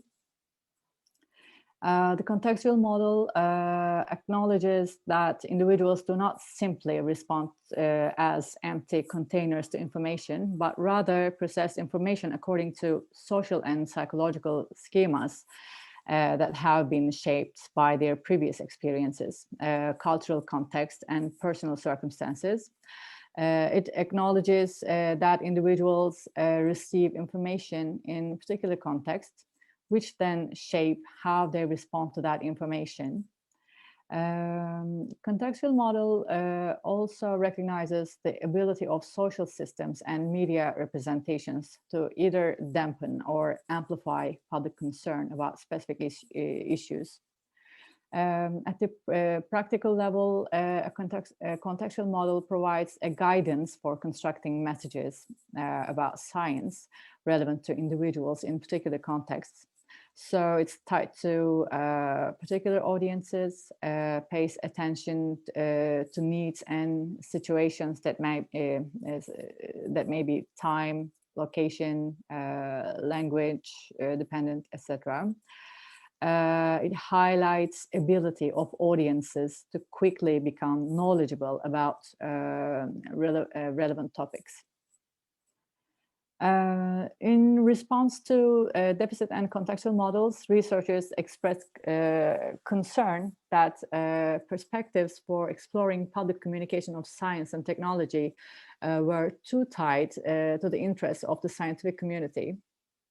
They were criticized as they often seem to equate public understanding of science with public appreciation of the benefits provided by science to society. Since mid-1980s, these researchers have stressed the importance of recognizing local knowledges and commitments to political inclusion and participation. From these concerns, two other new models emerged, including lay expertise and public participation. The lay expertise model begins with local knowledge, sometimes called also lay knowledge. This is knowledge based in the lives and histories of real communities, such as knowledge of local farming, agricultural practices, etc. The lay expertise model argues that scientists are often unreasonably certain and sometimes even arrogant about their level of knowledge, failing to recognize the contingencies or additional information needed to make real-world personal or policy decisions. And it assumes that local knowledge may be as relevant to solving a problem as technical knowledge. In short, the lay expertise model acknowledges limitations of scientific information, acknowledges potential knowledge of particular audiences, highlights interactive nature of scientific process, and accepts expertise away from scientists. There are also criticisms about the lay expertise model, particularly because it privileges local knowledge over the reliable knowledge about the natural world produced by the modern scientific system. Because of the importance of social trust as an issue in policy disputes about scientific and technical issues, a public participation model has emerged. It focuses on a series of activities intended to enhance public participation and therefore trust in science policy. These activities include consensus conferences, citizen juries, deliberative technology assessments, science shops, etc. The public participation activities can be driven by a commitment to democratizing science. It can be interpreted as taking control of science from elite scientists and politicians and giving it to public groups through some form of empowerment and political engagement. But not all activities require turning over control. It is actually about creating a dialogue to seek public input into science issues without necessarily yielding control. It focuses on policy issues involving scientific and technical knowledge tied to the democratic ideal of wide public participation in policy processes, builds mechanisms for engaging citizens in active policymaking, and real public authority over policy and authority. The public engagement model can be criticized for focusing on the process of science and not the substantive content. and for serving only small numbers of people, and sometimes for having an anti-science bias. To sum up, the driving force behind these four theoretical models is different. Deficit and contextual models thrive at delivering information to the general public or to a specific group, while lay expertise and public engagement models are about actively engaging citizens with science. That's all for now. Wonderful. Thank you, Gözde. I think it has been a very useful summary of the things that when we are dealing with the case, we sometimes forget about the theories or concepts that would help us how to analyze the problem. And Gözde, thank you for your presentation and for your contribution. And I can maybe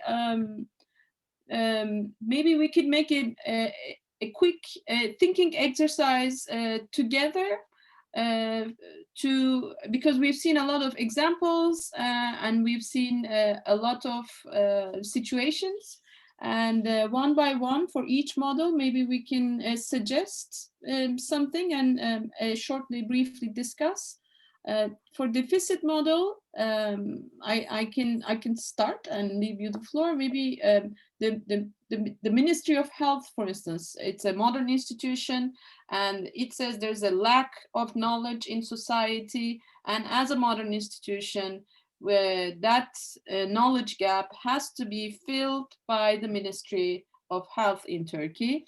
But it's also problematic that we've learned from Şeyda's presentation that it's by dealing with deficit, it's creating deficit. And any other suggestions for contextual model? Atilla, maybe your relevant social groups perhaps could fit into this. What do you say? Or Gözde, how do you see it?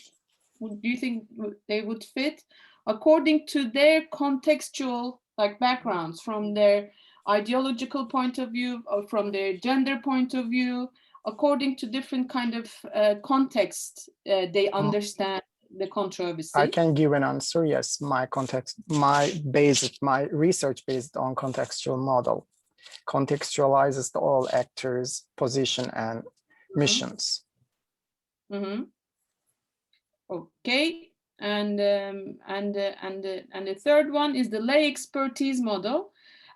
Actually, this model has been suggested right after the Chernobyl disaster, because while dealing with the disaster, the STS researchers are claiming that you do not acknowledge the knowledge of the local farmers, because they have realized that the danger was coming. So they kind of wanted to integrate the lay expertise, the farmers' knowledge, the lay person's knowledge to the knowledge production.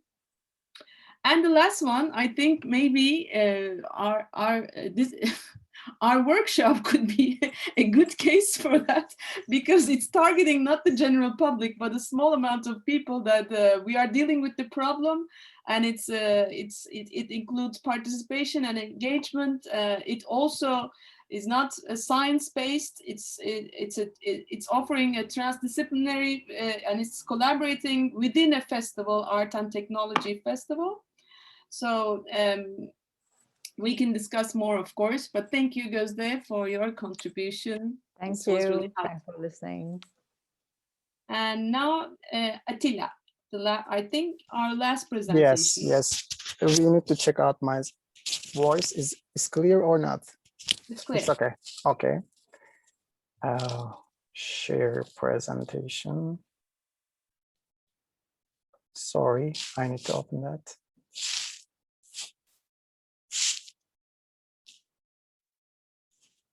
Okay.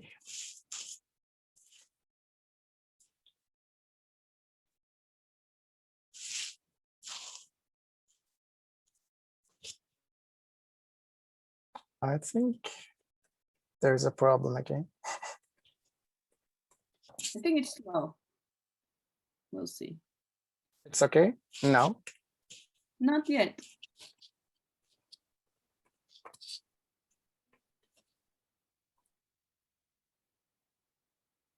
No. Would you like No. to share your yeah, it's here. It's okay? Yes, we can see it. How? Oh my God.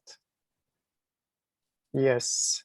If you see, I will start the presentation mode, but I need to, sorry. That's okay.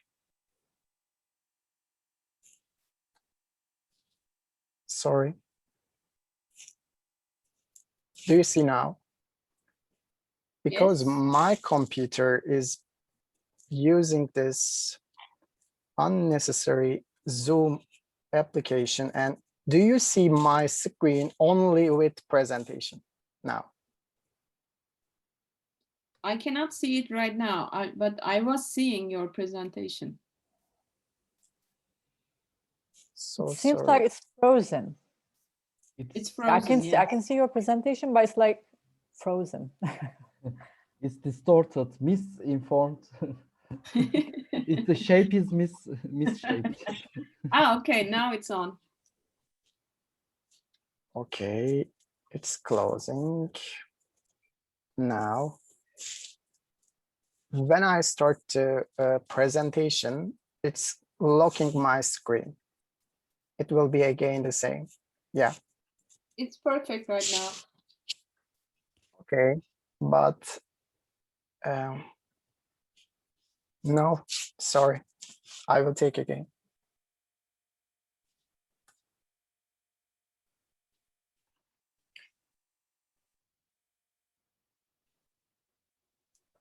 Hocam ben size yollayabilir miyim?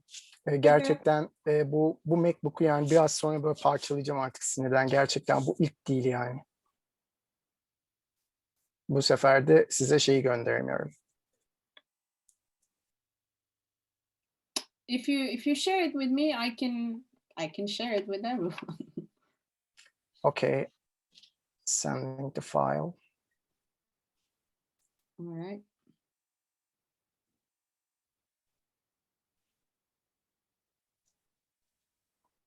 Gönderdim hocam. Size gönderdim direkt. Çok pardon yani kusura bakmayın. 3 dakika kaybettik bunun yüzünden. It's okay. Through chat? Huh, okay. Yes.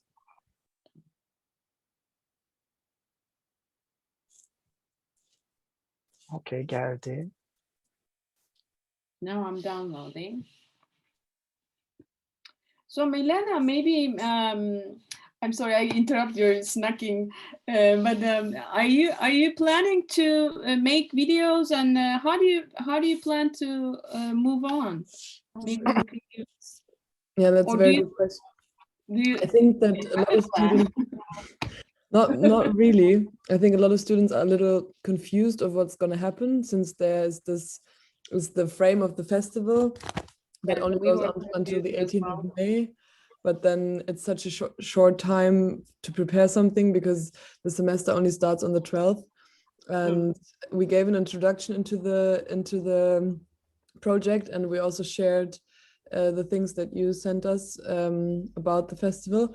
But I think, I don't know about you, Clara and Laura, that there's a lot of confusion still about what is possible and how the working together with you guys could look like. So I mean, this is really interesting, but I also caught myself thinking, how artistic wise, how are we gonna, you know, pick this up? What are we gonna do? How is the working together gonna look like? Maybe we should think about that again in the big group, or also in a small talk with you. But I guess we're open for a lot. Yeah. If you read, I can start. I actually have a mission to talk about or cover all my friends' presentation at the first entrance, but we don't have time to cover all my expressions. Therefore, I will share my recap at the end of my presentation, okay? Now you will see it's ultra different than other presentations because I am taking the case as a contextual matter in order to express how this disinformative or disinformation news created a new model for the marketing of vaccine in Turkey. It's totally different. In the beginning, actually, to give an information about Milena, you talk about the first, I think, the first presentation. You said it's a media types like conventional and social media. In this case, in my context, it will be the combined media, because we are taking all those materials from many different types of media tools like Instagram contents, like any other videos, etc. And also, I am not using any disinformative media content in this presentation. Everything will be prominent or very reliable media tools. It will come. And also, don't go back the first layout, please. Yes, stay there a bit.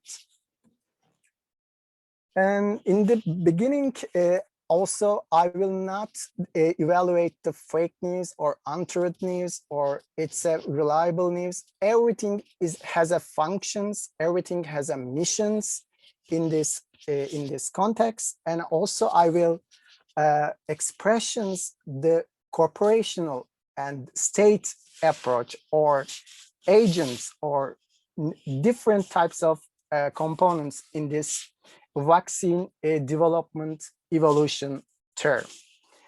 And also, if you have any problem related to my topic expressions, please interrupt me and to ask about how do you use this term in this context.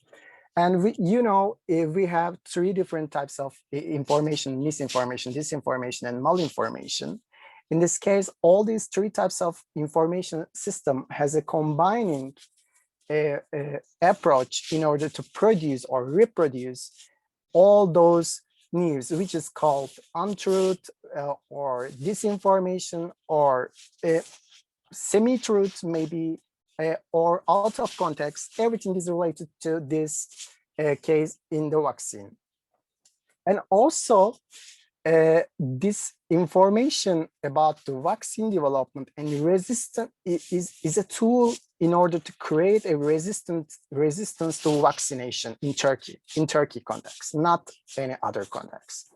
And also, I'm starting to this case with the reflection of human minds in Turkey firstly, and therefore I need to emphasize the reflexivity of the mind in the digital era in the Turkey context again.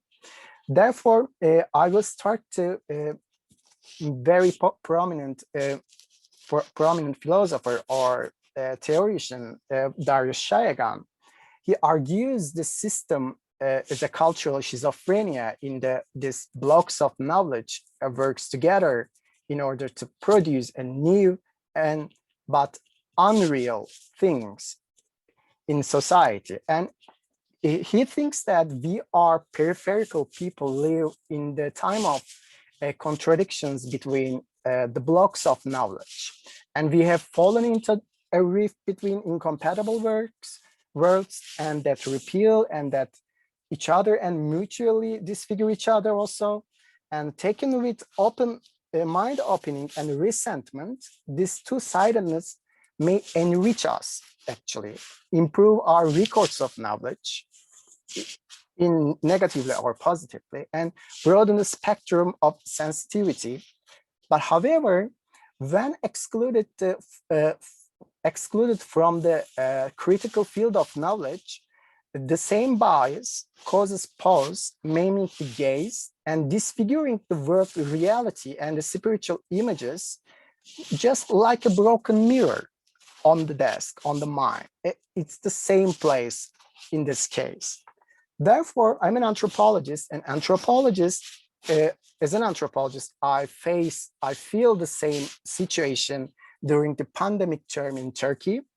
And in mainstream media or conventional media or traditional media, outlets were adapting themselves for the surviving mode. This approach created the unexpected circulation of disinformation in social media tools. This condition actually related to attention rate, and the artificially created social data. By course of this trafficking, the mainstream media became a data collector in a couple of days because they don't have any experience, such a huge disinformative data in the last couple of years. That's they seize this position as an opportunity. Therefore, they immediately convert their working models. In also fact, in this point, a society continues to operate through the various control devices that the system has producing itself within the existing media order. In this case, there are two different types of prominent factors, which are called epistemic bubbles and echo chambers. These, if you look at these concepts, an echo chamber is a social structure from which other relevant voices have been actively discredited, where an epic bubbles merely omits contrary views, and echo chambers brings its members to distrust outsiders actively. In also epistemic bubbles, other voices are not heard. In echo chambers, other voices are actively undermined. It's a pressure actually in this case. Therefore, the vaccine exploration term will actively use these concepts in order to keep fresh the vaccine market on the mind. This means this information used by mainstream media and the state collaboratively in order to keep all those things actively on mind. And also, as I mentioned before, these concepts were directly related to mainstream media's position for the pandemic. Therefore, this position is the fact of labor economics, because the capitalist conjuncture proposes controlling the financial situation on the imbalanced market conditions. The vaccine should be also seen as an international drug commodity for the pandemic from the economic meta perspective, not only a perspective of economic drug. When the world system created these optimum orders, if you check those deadlines, the vaccine became ready for disinformation, because we have no disinformation in the first 2 or 3 weeks. It's also seen as I'm calling this as a marketing strategy for the vaccine acceptance.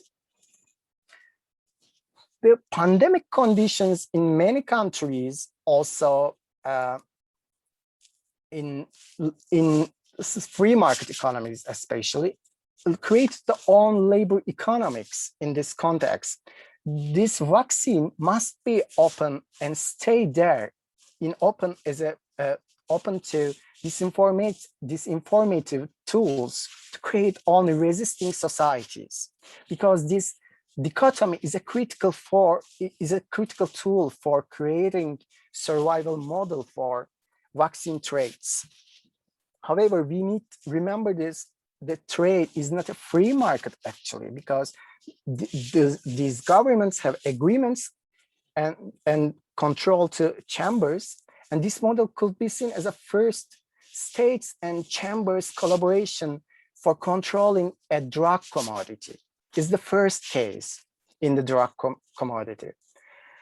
And also, up to now, I expressed 3 or 4 different components.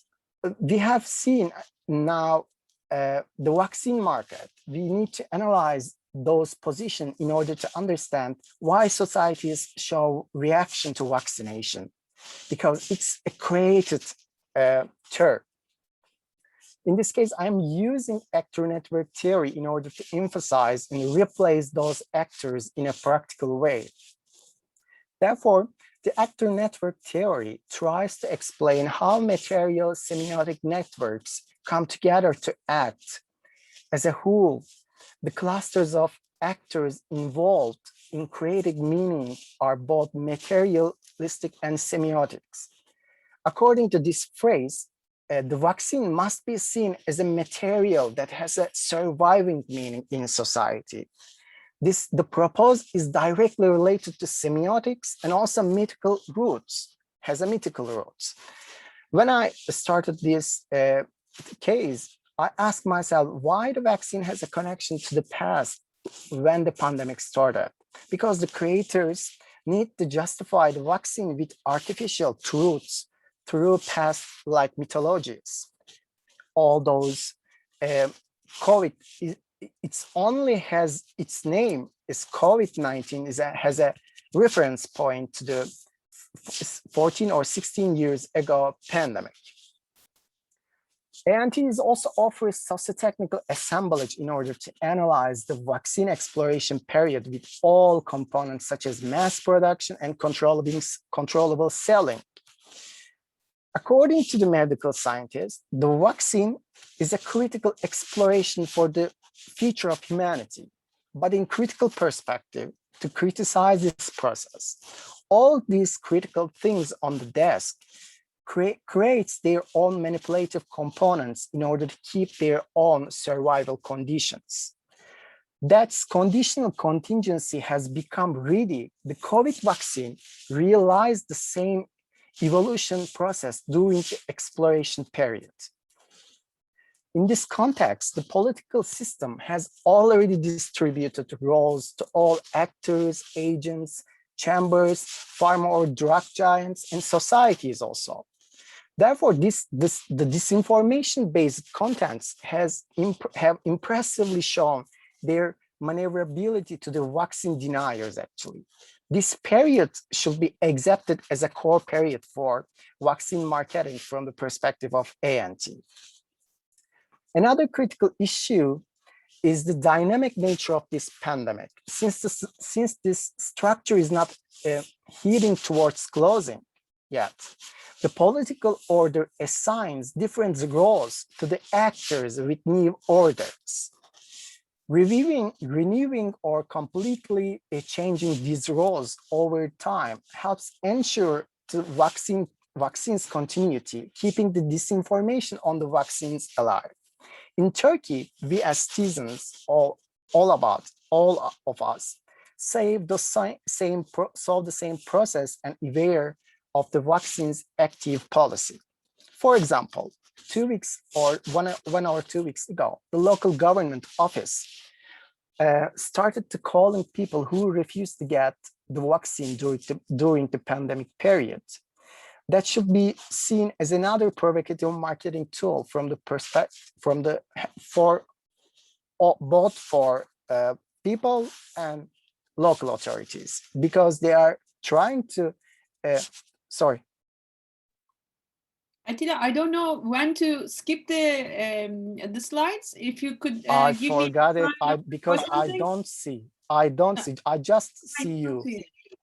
Okay. It's okay. Confirmation on our reality. I saw now. I don't want to interrupt, but okay. I just do it on. I understand. At this point, when we look at the conditions in Turkey, Turkish citizens encountered, I think, much unrealistic news during the pandemic period, in which we had been faced with various levels of restrictions since March 2020. The underlying reasons for all those news, there has been an unreal news that many media outlets posted on social media to get more attention from people staying at home during the lockdown. And all those companies would like to raise attention in their rating groups. It must be related to labor economics of the vaccine during the peak terms. Also, people faced many reports through the media channels and lost their ability to evaluation those things rightly. Therefore, these reports generated people's trust in scientific studies or public perception of science in this case, and prevented the vaccine campaign from moving smoothly. For example, many older people in Turkey started to deny vaccine process, even they have a priority right to access that vaccine. Therefore, I have to say that those conspiracy theories have found much space in people's mind. Even these people have qualifications and educations. However, technology companies starting to make efforts to eliminate this disinformation process created by political system and developing new application tools. In this case, disinformation supported through misinformation, because similar news line on the prominent or on the mainstream media, people started to watch those videos, which is unrelated to the COVID-19 case, and keeping them as a confirmation tool in Turkey. Another slide, please. In this case, this is Bloomberg, is a very critical Bloomberg quick take. It's a short 3 minutes news videos. And this videos is related to Chinese policies on Uyghurs and other policies for minorities in the across the country. And people in my social environment shared those videos in order to accept or deny the vaccination process in Turkey. That's the also it's a type of confirmation tool for Turkish people with another misinformation to confirm disinformation. It's a combined method in this case. And also other social media platforms such as Twitter developed as a system of marking system, many discourses related to COVID-19, you know, as a part of this measures, former US president several times pointed out about their tweets. Also, Facebook developed at a COVID-19 page and introduced detailed information about COVID-19 current situations and help buttons, and also other social platforms start the restriction about videos related to COVID-19 again. From this case, from the perspective of STS, Science, Technology, and Society, society does not only have technology and knowledge that feeds technology. Society has different things. Society depends on the continuity and the reconstruction of their traditions and the criticism, and these traditions guides them understanding humans' place in the world and in their society also. Therefore, I can say that the people in Turkey have lost themselves when exposed to such intense media attacks in daily life.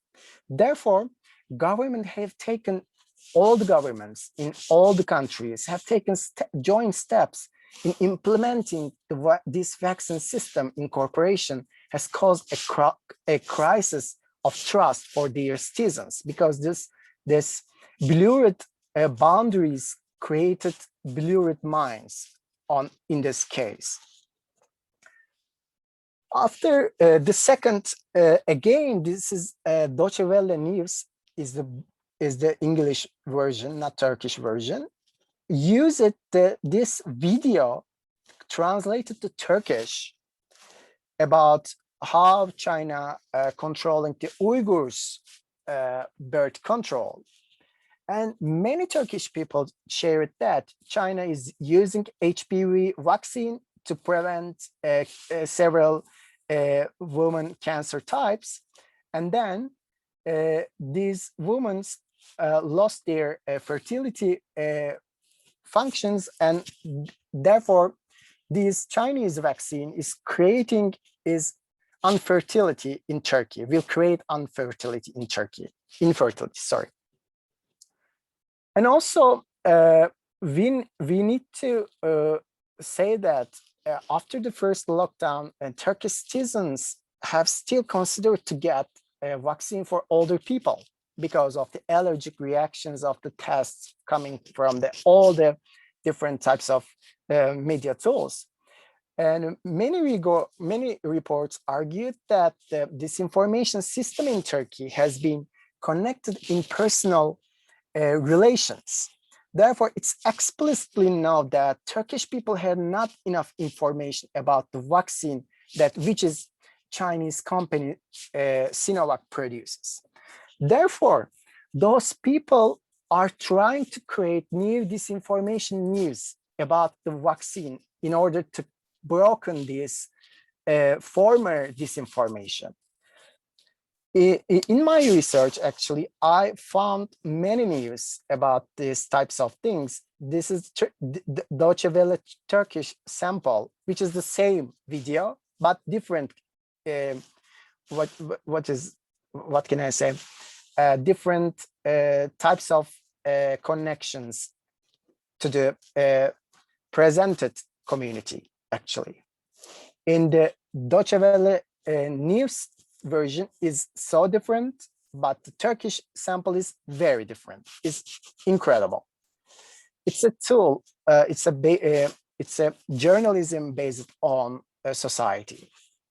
And also, again, sample news from BBC News, not Turkish, is the same news again related to HPV vaccine, and Turkish people share this video how Chinese vaccine will interrupt our fertility rates. At the moment, I think we need to realize the actors of this. Can you switch the other layout, please? As a conclusion, I have a question, and I will explain these things. What have been the consequences of the vaccine's disinformation process? There is a huge agreements behind the doors. We have never seen or aware what they do. But when we realize that those actors in a serious IR or STS perspective, all these produced countries such as Germany, such as UK, such as USA, such as China, we don't have any vaccine up to now in Turkey. And we have to accept their research as a truth, even if have sample models like 5,000 people taken in an empiric way to get vaccine and to prove effects after the vaccination term. But this is different than our expectations because we don't have enough time to protect ourselves. Therefore, the carrying of this vaccine is using several types of economic relations, such as EU 2 weeks ago treated the UK in order to interrupt vaccine which is produced in EU, across the EU, especially in Germany. Therefore, the cause is the vaccine has already become a commodity and also using as an international relation tool in order to catch their weak points on the mind or on the relationship between those countries, 2 countries or among all 3 countries.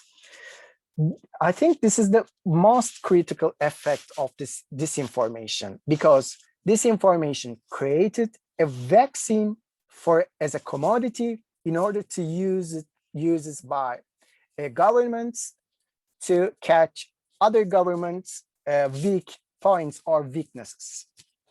Another important facts or cause or consequences in this case, the vaccine becoming an element also. It's an element because it is not a certain element. It has a validity for this year. And I think Ismail expresses that we don't have any scenario in order to cover the next year's pandemic now. We don't know how to, I think 5 different variation has published it, but we know more variations still alive in different countries.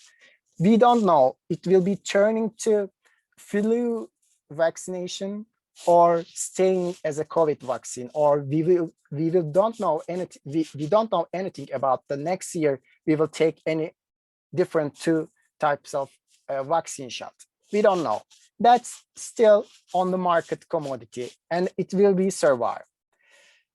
Another is the main case. What Shayagan argues, the consciousness already injured in the societies everywhere now, and we don't know how to cover this injured minds with new politics and new vaccination schedules or new treatments, such as new not only vaccine, new pills, new sprays, or new cleaning materials. We don't know anything related to this, but we know we have to be sure that all those agents, companies, drug giants are planning this world on their strategical plans now.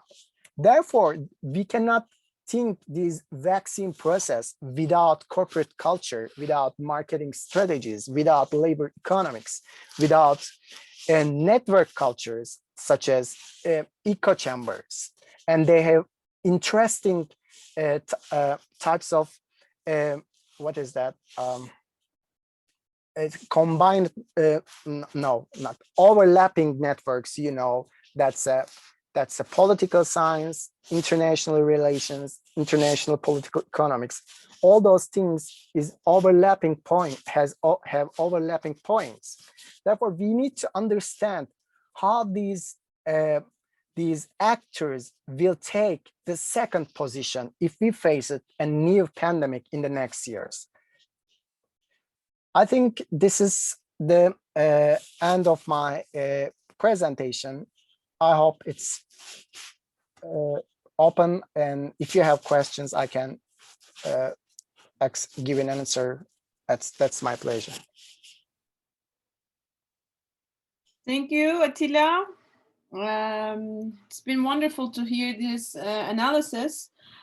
Also, your presentation gave us a lot of links that we heard in the earlier presentations.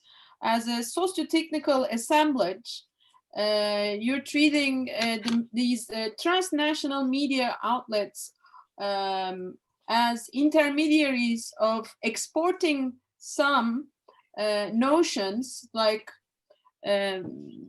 disinformation, like the vaccine creates infertility problem in men, kind of discussion, or disinformation about racism, homophobia. We have to dig in the role of these media outlets and how they also change the content according to their program and for their interests as well. And let me make a last remark and leave the floor for the other ones. I also see that the workings of the platform-based economies, and this is a huge economy in which transnational media outlets, pharmaceutical companies and corporations, and transnational organizations, many like hospitals and some of the universities and academies, and it's a huge industry. Actors those actors actually in the perspective of ANT, I accepted all those things as actors who has already taken their positions, like hospitals. When you go into hospitals, they are saying you cannot come because it's a pandemic hospital. That's it. It could be useful to treat disinformation as a marketing tool and as a way of technoscientific determinism as well, because it's a tool for reproducing the authority of some institutions and some ideologies as well. I think it is also related with determinism as well, and maybe we can take a short look at that as well. Okay, any other comments or any other questions for Atilla? Is it clear everything, Milena, Laura, and Clara? Not everything, no.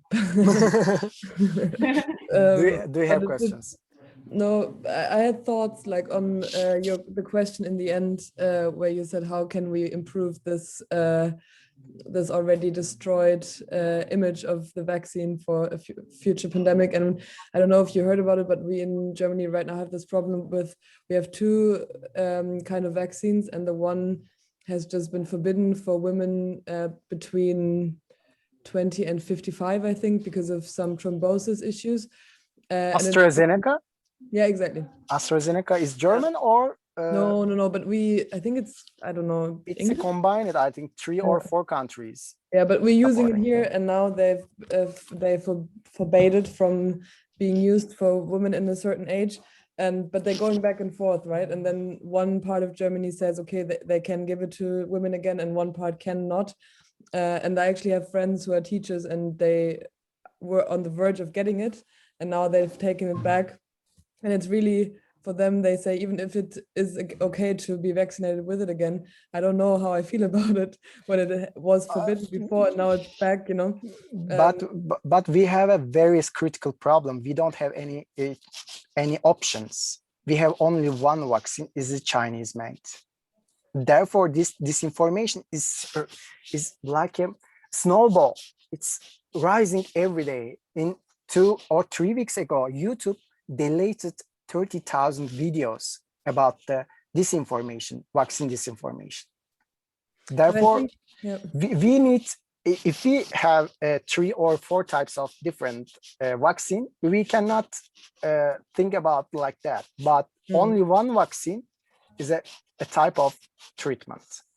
Yeah, but there's also a difference between misinformation and actual risk assassination that has to be going on in the first, you know, this has been going on for what, 2, 3, 4 months, or I don't even remember anymore. It's all blur. But and there actually are risks that need to be assessed, right? And then this is just what from your presentation I just thought about now, how to really have this, how do you say, not feeling rational, to keep a rational thinking, and that is not driven by fear or misinformation. But sometimes people who try to be really rational also get confused and are obviously also emotional. So it's also too easy to just disregard all the anti-vaccine or anti-COVID things, because some might actually have a point. So this is something that I've been thinking about, which, yeah, it's just a very multi-layered topic, and I got a lot from you in presentation, but also some, you know, after hours, some things also got lost. But thank you. It was very interesting. Well, thank you all for participating, and it's been very difficult for us to dig in the problem, as I said in my introduction as well. And I hope we can provide at least some perspectives about the problem, about this multi-layered problem in Turkey. And so we are still trying to understand the problem, and we are still trying to explore how we can deal with the problem. And as Milena, you mentioned, we don't know how to collaborate, but it's okay for me because I know that it is very complicated as well. And if you feel like, if you will explore, and we can share this this session video with you, so that your other students can maybe watch and maybe reflect on that with fresh minds, because we all look so tired right now, naturally. So we'll see, and we'll keep in touch. And it's been so nice to find a way to share our problems and deal with it together. Thank you. Yes, I think it would be really nice to have this video, and also maybe as an information for you. We don't have like classes like this. So this project, every student who decides to participate kind of thinks about it themselves. So it would be really nice if we, maybe the two of us, or in the next session, just form some kind of, okay, what can we give as a task to people who want to be part of it. But I also gathered a lot more perspective, and probably Clara and Laura too, to kind of tell the others, okay, what this is all about, because I think there was more interest than 3 people, I'm sure, and to just widen the round would be nice. Thank you so much for your inputs. Thank you, and thank you everyone. Yeah, thank you. Okay. Thank you again. Thank you for joining us today. Thank you. Okay, take care everyone. Yeah, have a good day. Bye Bye, thanks. Hocam kapatıyor musunuz? Size bir şey danışmam gerekiyor. Recording'i kapamanız lazım. Okay. Bye.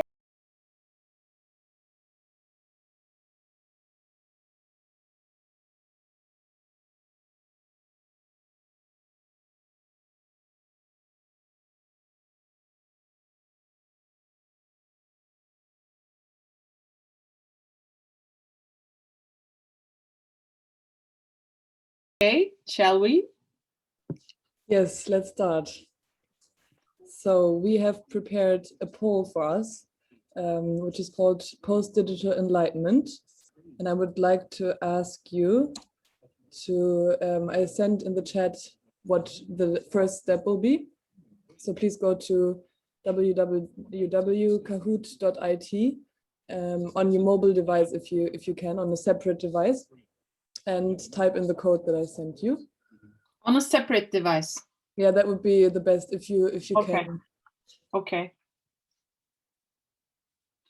This is the message for the public. Please go to the park. Pick up the tree tonight. Hold the tree tight. Milena, I think we don't hear it very well. If you want to start over. You mean the voice or me? The video. You are well set, but the video voice. How do I increase that though? No idea. Maybe that volume button there, like makes the full screen. Yeah, go down. Yeah, that one. Yeah, there you go. Thank you. Trees are like human beings. They have intelligence, they have the feelings, they communicate with each other, and also they are perfectly silent listeners. You think to them. And I started this long time ago when I was in Amazon with the native Indians. You know, they will go into sequoia tree, which is one of the oldest on the planet, and they will, you know, make a dance with the tree. And this dances with the tree was so incredibly moving and emotional. So I was saying, wow, why I don't create exercise that really works for me. So I create this exercise as a part of Brahmich method, complaining to the tree. Hugging trees, really, you know, ex-rugby player from South Wales, singer, but there is something in it. It's almost like you become part of the tree as well. And it's quite amazing that this is the tree that I ended up with, as in my beard is starting to go grey, like the tree is going grey, and it feels like a long lost cousin or something.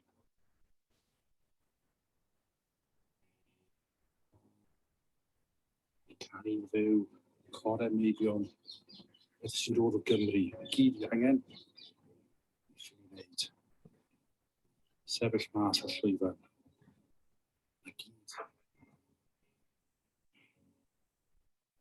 When I started talking about live music, because I miss live music and plays and theatre, the tree started swaying in the wind. It's almost like it was swaying to like the music, like you would, like a lullaby or something like that. It was really bizarre. It was quite profound in a way.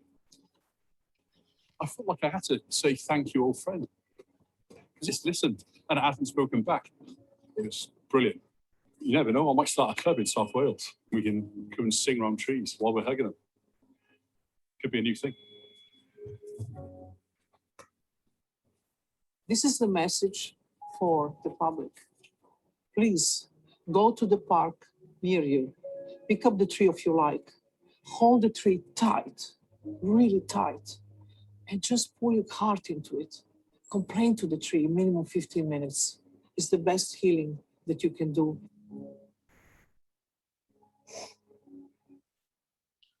Does anybody have problems entering, or are we all here?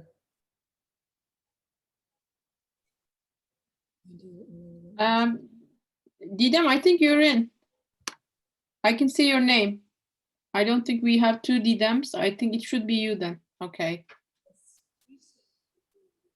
All right, before we start this questionnaire, there will be questions and answers, and the answer that you pick, each answer will have one number after the answer in brackets.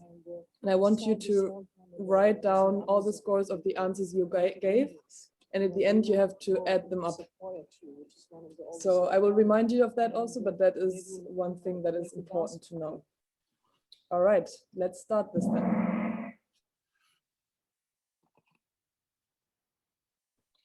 Oh, I'm so excited.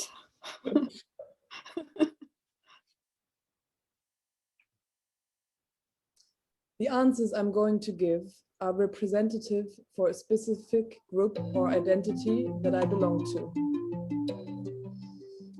Give your answers now.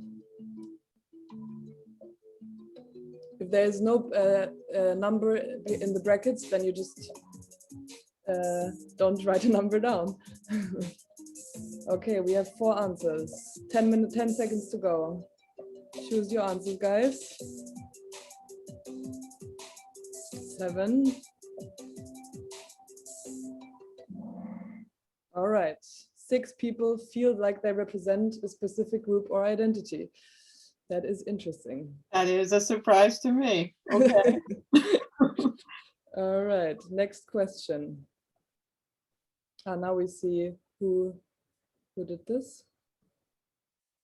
Second question. How long did it take for you to believe in COVID-19? A, immediately. B, after I personally experienced it.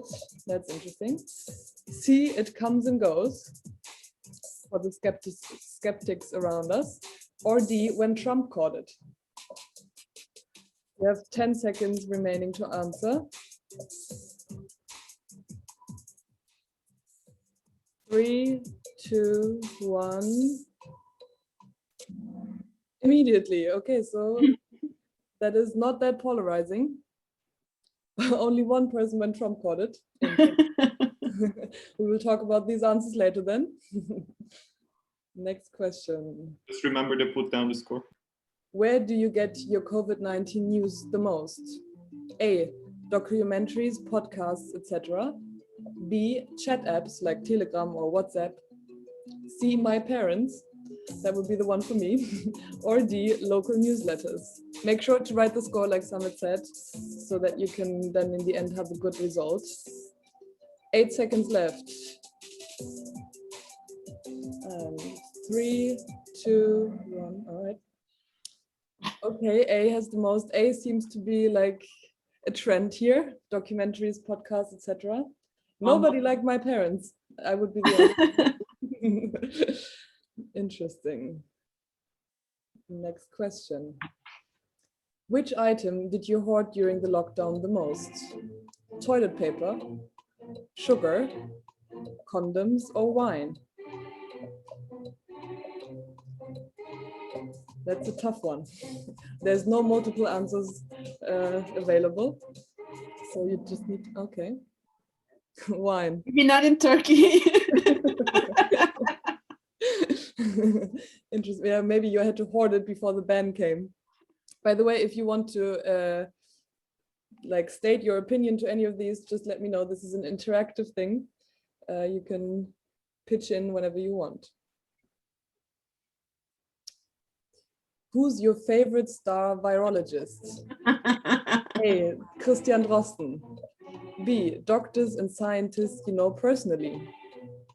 B, C, yourself. Or D, Fauci. And make sure to always put the numbers in that you chose the answers for. 10 seconds remaining. Let's go.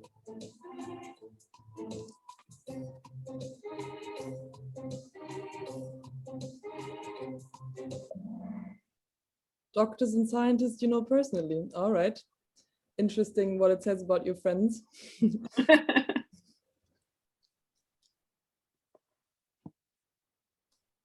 I had to already pay a fine for violating COVID-19 rules. The private one. I could tell a lot of anecdotes here, but I won't. True or false? There's no maybe.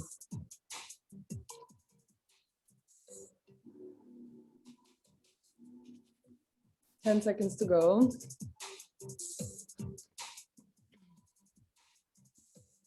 I'm interested in that.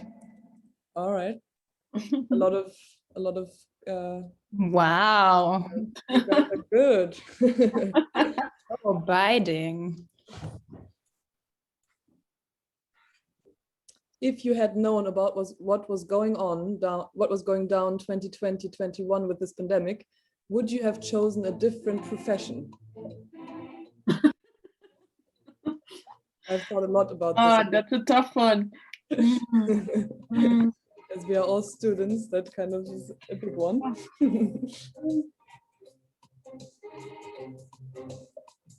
I would also be really interested which profession it would have been, if you guys want to comment.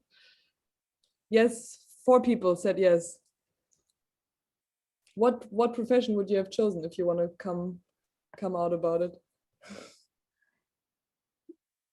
Şeyda, I wonder if one of this is you, because she's a nurse. Şeyda is a nurse. Yeah. In the intense care unit, maybe? I said yes. Anything apart from hospital, maybe about art history. Like that. All right, interesting. Well, next question. Right now, if you could travel, where would you like to go? A, to New Zealand. B, you'd rather stay home, like you have already for over a year. C, India. Or D, Brazil. Choose carefully, I'd say. 10 seconds to go.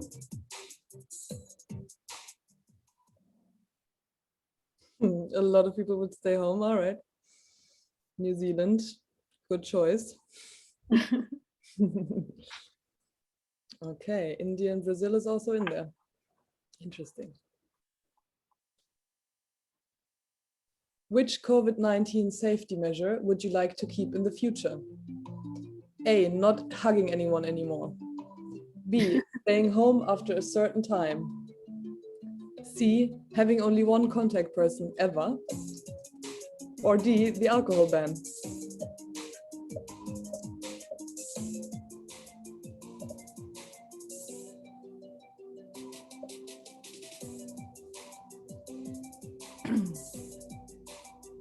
Not hugging anyone.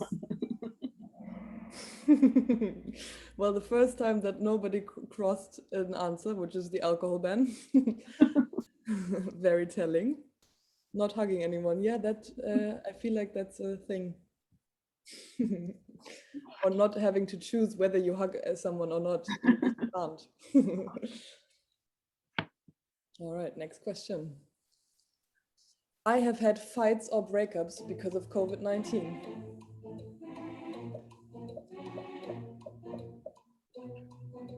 The answers go up very quick. There's only true or false. All right, that's almost a 50-50. Interesting.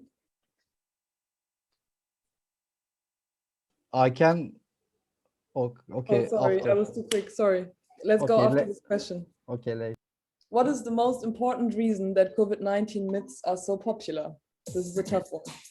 First, the way to express already existent mistrust in governments. B, people like believing in simplified explanations of reality. Or C, people have way too much time. Or the last one, the pandemic would be boring otherwise. You have to answer quick. 2, 1. All right, I see a trend there. People definitely don't have too much time, I see. Yeah. What did you want to say, Ismail, to the other question before? Yeah, for the other question, I realized myself that normally I'm a very quiet and calm person, but I had a fight with my relatives because they weren't paying much attention to wearing masks while we were together last summer. So I really had a fight, and this was an interesting experience for me because normally I do not. Of course, it was a verbal fight, but this pandemic somehow changed my nerves. I realized that. Yeah, and this was also something that we talked about last time, right? That it polarizes. You need to pick a side, wearing a mask or not wearing a mask. There's no in between. I also, for example, in the streets, when I see some people behaving normally, not normally, but not wearing masks or not paying attention, smoking in the street, I really get very, very nervous. And I'm not sure if I'm nervous that because I cannot do that, or because for the following the rules. It's interesting for me. Maybe you also get nervous because seeing how many people don't care, then the subway is a very not safe place to be at, right? When you know that. Especially smoking people in the streets, for those terms. I'm a smoking person, but it's a very irresponsible thing for nowadays, smoking in the streets. Why exactly smoking? Smoking cigarettes in the street. People, it is allowed in Turkey in some streets. In some streets it is banned, but in my opinion, for this pandemic era, smoking outside should be banned because it is very dangerous to catch viruses. Because it's so crowded, right? Smile. Yes, in the street, because you smell the smoke of the other person. Normally, I don't care. I also smoke. I like the smell of cigarette. But this era, it is as if I took viruses from other person directly, and it's very makes me angry. You realize how far the aerosols go, right? With the, yeah, all right, I got you. All right, next question. Where was this picture taken? Winner gets 4 points. A, Brazil, B, Turkey, C, United States, or D, Germany?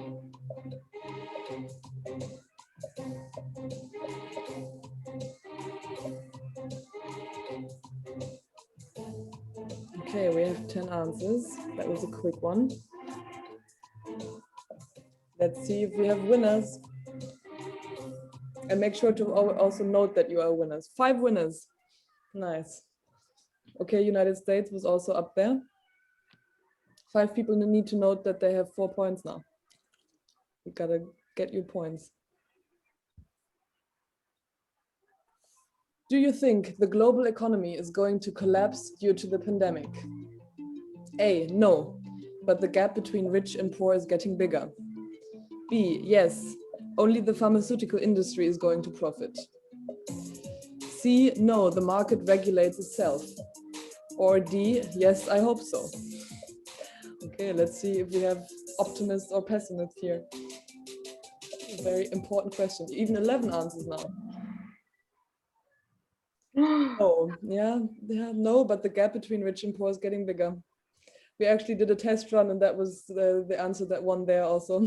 Seems like we agree on that one. Very, very telling. 10 answers. Yes, I hope so. 14. Coronavirus marks the beginning of A, an apocalypse, B, a paradigm shift, C, nothing specific, or D, a new era. Again, this will tell us what kind of a group we are. Optimistic, pessimistic, let's see.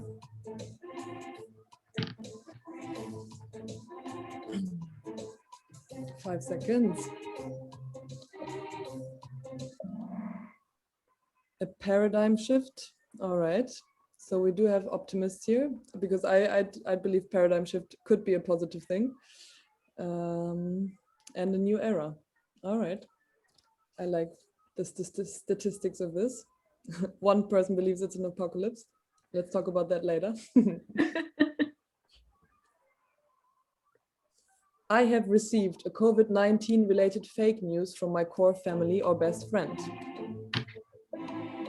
That's interesting. I actually haven't. I would love to hear some stories around that if you guys want to share. That was also quick, already 9 answers, 20 seconds to go. Yes, okay, wow. Well, I guess I'm a lucky one then with 2 other people. Anybody who feels the urge to share or too private?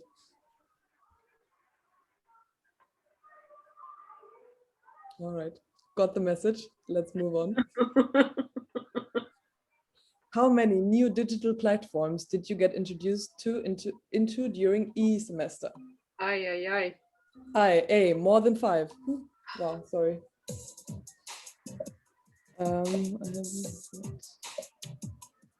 You still see my full screen? Yes, it's still okay. It's just a little bit now. We see everything, yes. Okay, cool. All right. I didn't read to them now, but you can read. Less than 5. All right. I mean, none would be a little stupid because we are in one right now. More than 5, 3 people. I wonder what the relation there from between our studies is. I definitely also have less than 5. Okay, next question. By how many % did your screen time increase? A, 500%. That would be crazy. B, double. C, none. Or D, it even got less. I would love to check that one. Can't. All right, we already have all the answers. 8 seconds to go. Yeah, I can definitely identify with these answers. 500%, wow. Yeah. Here, I thought, for example, not only computer, but because of Netflix, the TV screen time, I also considered that. Yeah, also I have cervical distal syndrome now, as you see. Oh shit. Yeah, it's pandemic effect for me. It's very visible effect then. You can hide your screen time, you can't hide your your neck. All right, interesting. Next question. When did you start wearing joggers in digital meetings? A, this year, for all the people who were had their lives together. B, last year. C, I started in 2020, but stopped again in 21 after, New Year's resolutions. Or D, I'm hanging onto my sanity by never wearing joggers. We can actually, make like a test. You all have to stand up and show whether you're wearing joggers or not. Okay. Last year, yeah. That's the winner for sure. Why would you not, right? All right. One person started and stopped again. Nice one. And 2 people don't wear it all. Interesting. How many social media timeouts did you have in 2020? A, more than 5. B, don't ask. C, none. I would be jealous.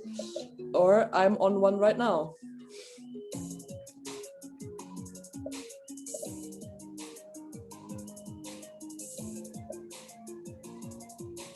If you're on one right now, you should maybe start screaming at a tree, like the picture suggests.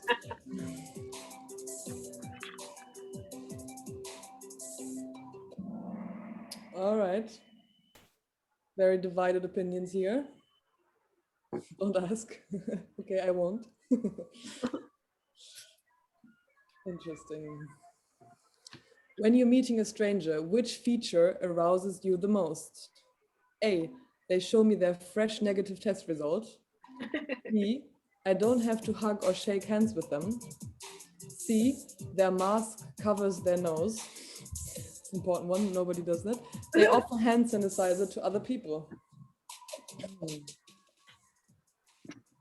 I actually couldn't decide on this one. All of them.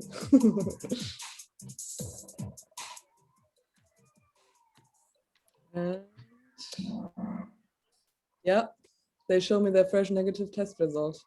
Yeah, I think that's the thing, especially with dating people from online platforms, right? You just have to show them, I'm negative, I swear. All right. Which vaccination diagram would you get as a tattoo? Now we have to get creative. And I would be very interested in where. That's the other question. All over your back or just in the face. This one doesn't have points, right? No. Just curiosity. All right, D. That's interesting. Wow, in our test run, the winner was definitely B, the blue one. Now that's the loser. All right. Which vaccine would you choose if you had the possibility? A, BioNTech Pfizer. B, Ad5-NCoV, and also known as the Chinese vaccine, if you want to call it that. C, Sputnik, or D, AstraZeneca. And we are not at all influencing your decision by the use of the same picture twice. All right, we have influenced it a little bit, maybe. Oh, nobody would take AstraZeneca. Wow, maybe a bad rep. I have it already, so also mix. You must be an adventurer then. Yeah. Living on the edge. Yeah, good cocktail mix. All right. I know more about COVID-19 than the average participant in this game. That is a tough one. Yeah. Thank God it's anonymous. I will not ask.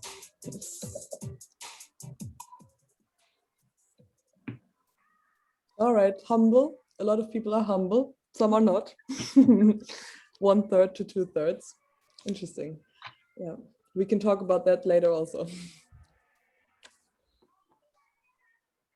All right, multi-select. You can select more than one now. Which of these items are not available on the online shop of the deniers movement querdenken.de? Select multiple. I will zoom in real quick.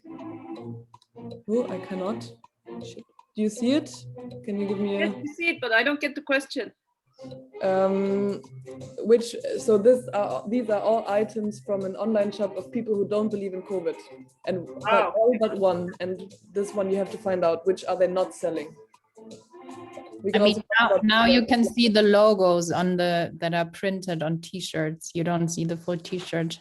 Yeah, that was a hard one. We can also come back to that later. And it's also kind of specific for this group of deniers. Okay.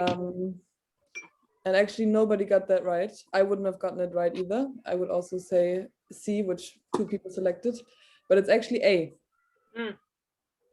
To let that shit go is not a denier's thing to say, I guess. Interesting.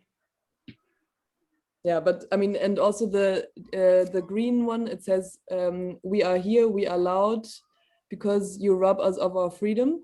And that is a German thing, so it's a little, yeah, we should have taken a little bit more time there, but we can come back to that if you guys are interested in talking more about it. Yes. All right. How many valuable friendships or lovers have you met during the time of COVID-19? A, same as before, whatever that is. B, none, you really have isolated. Or C, many, but everyone online. Or D, more than 5. You had a blast then.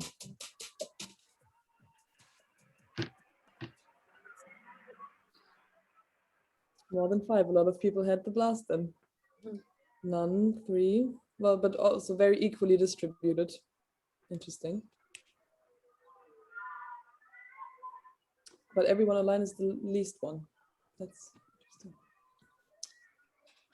Cool. All right. Do you think the pandemic situation led to more or less solidarity within society? That's a tough one. A, there was never a solidarity. B, less. C, stays the same. Or D, more. This might also be like the beginning of a discussion that can never end.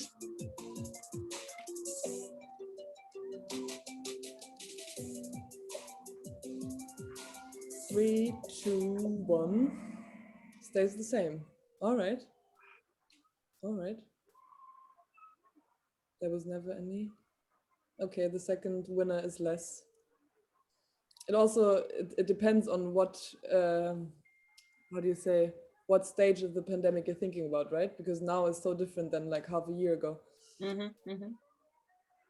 But more, one person even said more. How optimistic. There's always one person really optimistic. It's because of our neighborhood has a Facebook group, and we our not mayor, but I don't know the English of the leader of the neighborhood, Muhtar.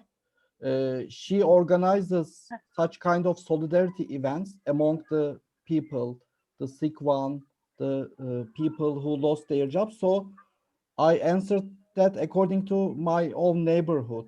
So just communal. Yeah, Yeah. that would have been a good distinction. Because I saw that too, like letters in the houses saying, if you are very old and cannot go grocery shopping, let us know, then we do that. Okay, I see. Nice. I can think of one government on this planet that handles this pandemic very well. True or false?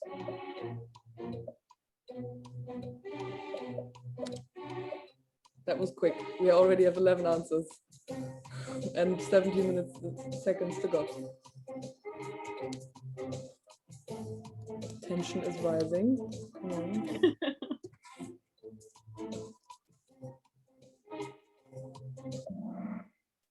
True. Oh, all right. Interesting. Does anybody want to say the name of that government? So the 3 people who cannot think of one can think of one? Or Cuba, Vietnam. China and Vietnam? No, Israel. Israel and New Zealand, I think from the beginning they were very successful. They did 0 incidents right from the beginnings. All right. At the beginning of the pandemic, Israel was not good.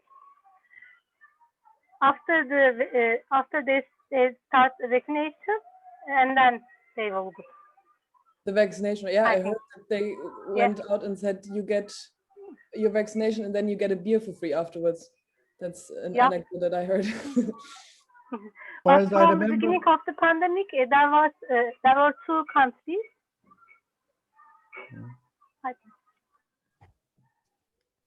I think New Zealand was getting well before vaccination also. Yes. All right. Then hopefully you changed the minds of the 3 people. All right, last question. This pandemic situation right now is going to be the norm situation in 30 years due to other potential diseases. I don't want to influence your opinion right now, but I read a text about all kinds of viruses being hidden in Antarctica's ice, and that is melting, but I'm definitely neutral on this one. I have to say that. I'm just the moderator.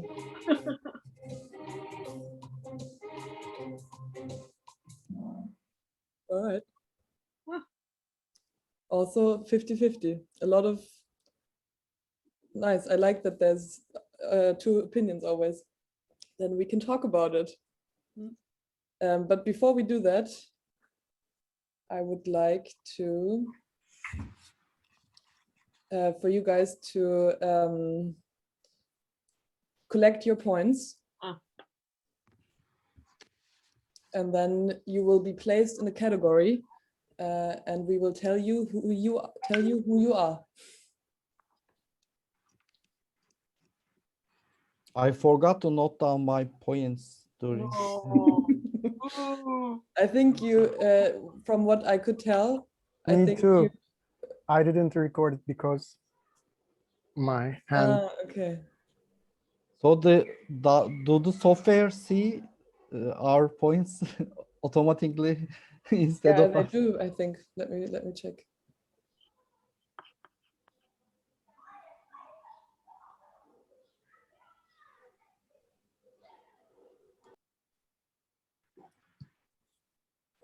No, Ismail.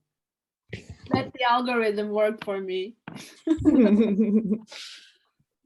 No, but it has a different point system, right?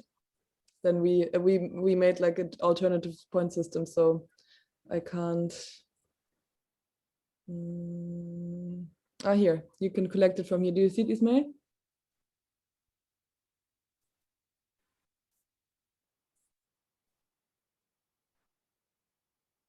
I also forgot to collect my points, but Yes, same here. All right, then you can just categorize yourself. We'll still read the categories. Did some people record their points though? Yes. Yeah. All right, then it will be only for you. Okay, do you need more time, or are you ready? I'm ready. Anybody needs more time? Okay. Okay. Frozen. So if you have 0 to 35 points, you are an optimist. I think, Ismail, you belong into this category for judging from the 2 things that you said. So you are a hopeless optimist, like Brittany. For you, the apocalypse is neither now nor tomorrow. Even with the daily rate of COVID-19 infections going up and the death cases exploding, you still generate optimism. You often feel misunderstood as naive with your always look on the bright side approach. Don't let this change your vibe. It is always better to see the glass half full rather than half empty. Keep painting flowers and people will get you eventually, even beyond your lifetime.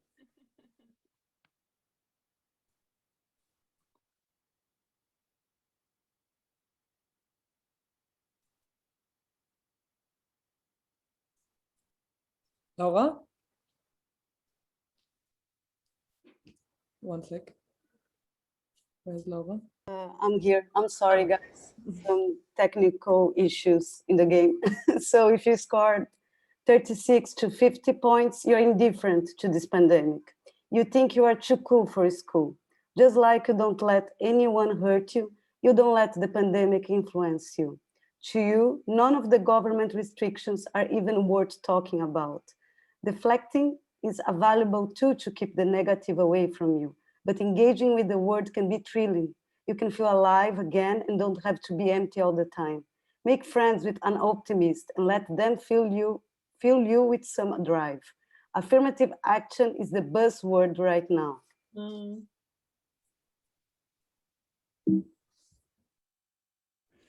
If you scored 51 to 65 points, you are a frozen one.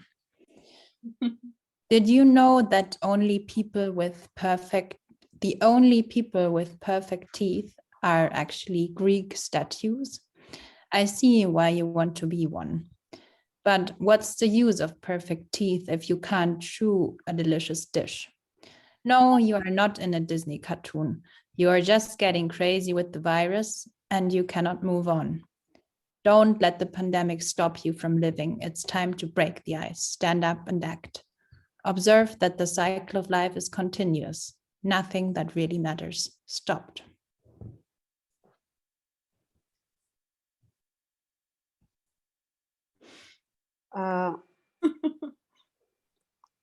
So if you made 66 points plus, you are anxious. Nobody can tell you anything about the digital world and COVID-19 that you don't know yet. You got it all figured out and you are fearing the present. If you shit your pants all the time, you're going to miss out the beautiful moments of your life, even if it is pandemic times. Balance your mood by having a coffee with an optimist once a while.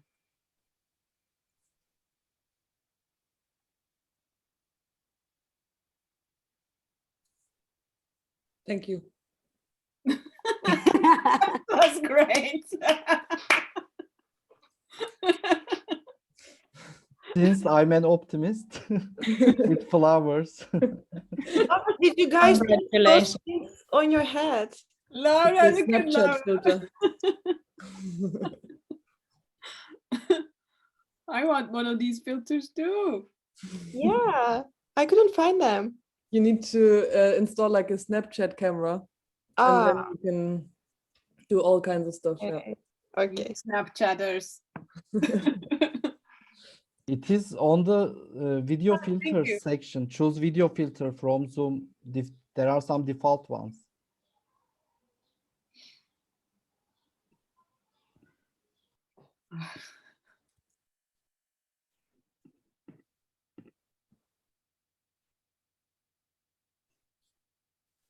Okay, I'm done.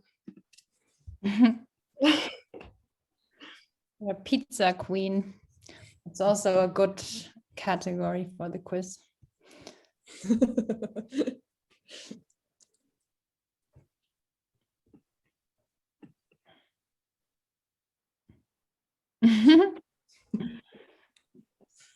So, do you want to share any ideas or thoughts you had on the questions or give some feedback?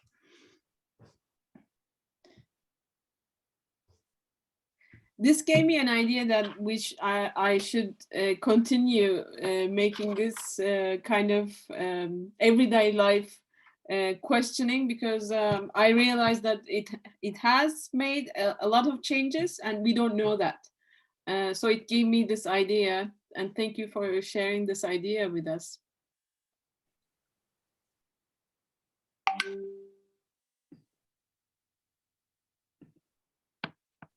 Anyone else?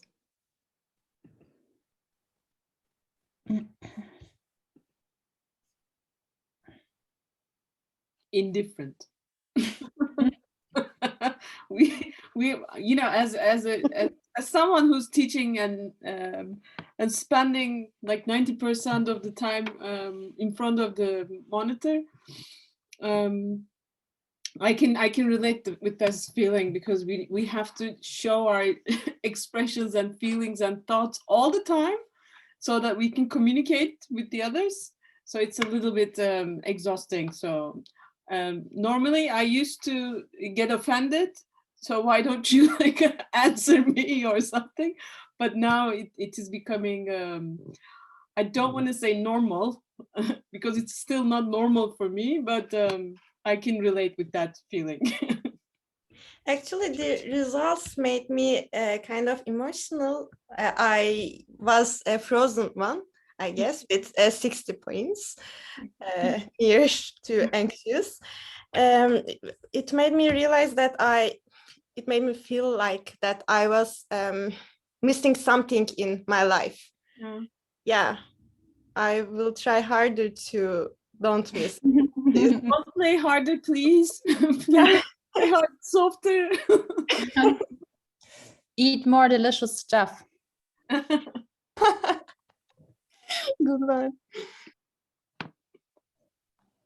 And drink more wine. I think it was a very nice experience for looking at this pandemic era from the lens of being optimism or pessimism. I didn't very much think about it. This game made me think so. So I don't want to call it like a Pollyanna syndrome, but I think somehow we have to be optimistic in our sides, but for the bad politics, for the irrational behaviors of, but of course rational from their sides, the governments, the politicians, it is very hard to stay optimistic. But for our inner health, mental health, somehow being optimistic is the only cure. But of course, this shouldn't cause a Pollyanna syndrome. This pandemic era showed us that there are very important things in this world to be changed, like we saw how the workers affected from these policies.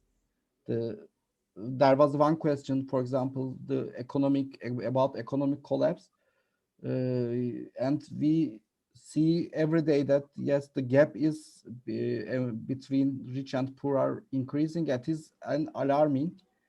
Maybe it's alarming, but maybe it will cause a more equal future. But it depends. It isn't granted that after such crisis, human history saw the rise of also authoritarian regimes, also like the rise of national socialism or fascism. So it is somehow alarming, but somehow maybe optimistic. It depends us. It depends how we will react to this situation. Yeah, it seems like it got more urgency, like with what's happening in Colombia now, how the government is trying to solve the economic crisis with the taking taxes from like charging the poorer people or the already struggling ones, and they just have to rage immediately, no, because it's so bad. Like worse than normally, if whatever that is. I also think it's interesting the question with if the participants know a government that has been dealing with the pandemic in a good way. I found the answer really interesting, because I always thought like a mix of dealing with the disease well, but also not like you said, Ismail, becoming too totalitarian, and this seems like it's almost impossible to balance out, right? And only to keep the infections low means also to control people's privacy more, or it seems like that is an either-or thing, and that really correlates to what you were saying about this could be a time to learn from this crisis, but it could also be a time where those restrictions might not go back, or yeah.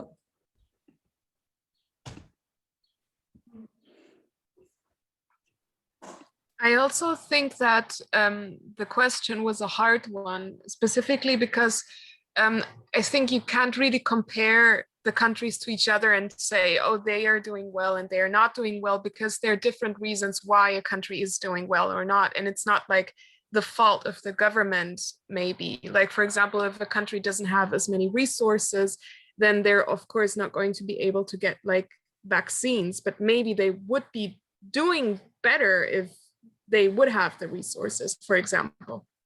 Like one of the things that I had a little trouble with. And it also, I mean, this is the first global thing, right? This is really, or I don't know about the first one, but this should be an opportunity to think not in governments, but as global, especially with the vaccination contribution. Yeah, you're right. I wonder how you came up with this idea. What was the process within you guys?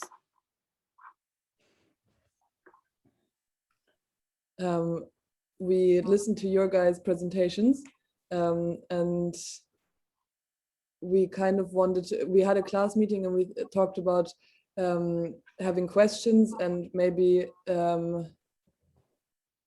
actually what you wrote also in the chat, to see our own ignorances or find out where our own blind spots lie or something, and but also to make it a little not funny for the sake of funniness, but yeah, I can't really. Does anybody want to pitch in?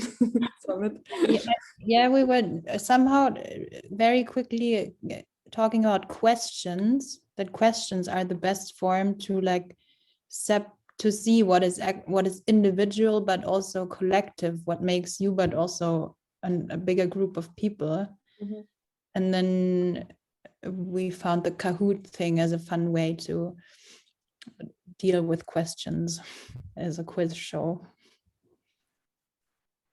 And I was surprised, like when I look at the whole Corona COVID-19 thing, how people took it, but not only personally, but also in different parts of their lives. Mm-hmm. Like there are inconsistencies within ourselves and also with people that we believe in some certain way.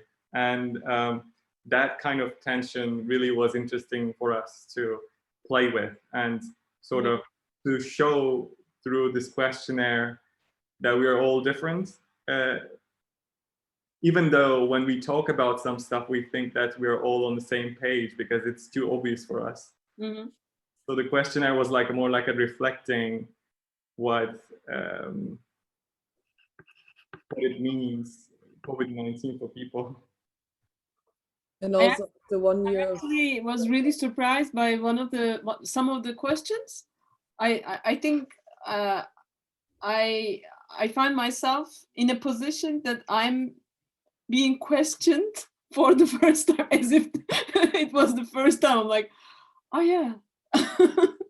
So it was really fun. So I'm actually, I kept laughing and laughing during the questionnaire because I was laughing at myself actually, to my ignorance. We had a lot of fun while doing this, by the way. Like we, in the test run, we were all giggling. So we were like, we need some joy, like even when we were talking about COVID-19. Yeah, and I also think this notion of not being able to stand the other person's opinion anymore, like talking about vaccination and just having the space in yourself to say, okay, there can be other opinions, and I don't have to hate the other person, because I also have weird opinions sometimes, and to let that questionnaire find that out, or bring back this notion of like a little bit more tolerance or something, because yeah. Sorry, Samit, please go. I remember exactly like Milena, when you just talked about this. We listened to these like religious groups, how they are dealing in Turkey, and then we thought, oh, there are actually religious groups, also non-religious groups, who are dealing here differently. Then, like when we start talking about our preferences, we thought like there is no middle way, you know. So there is no standpoint, like one simple standpoint that we can present something.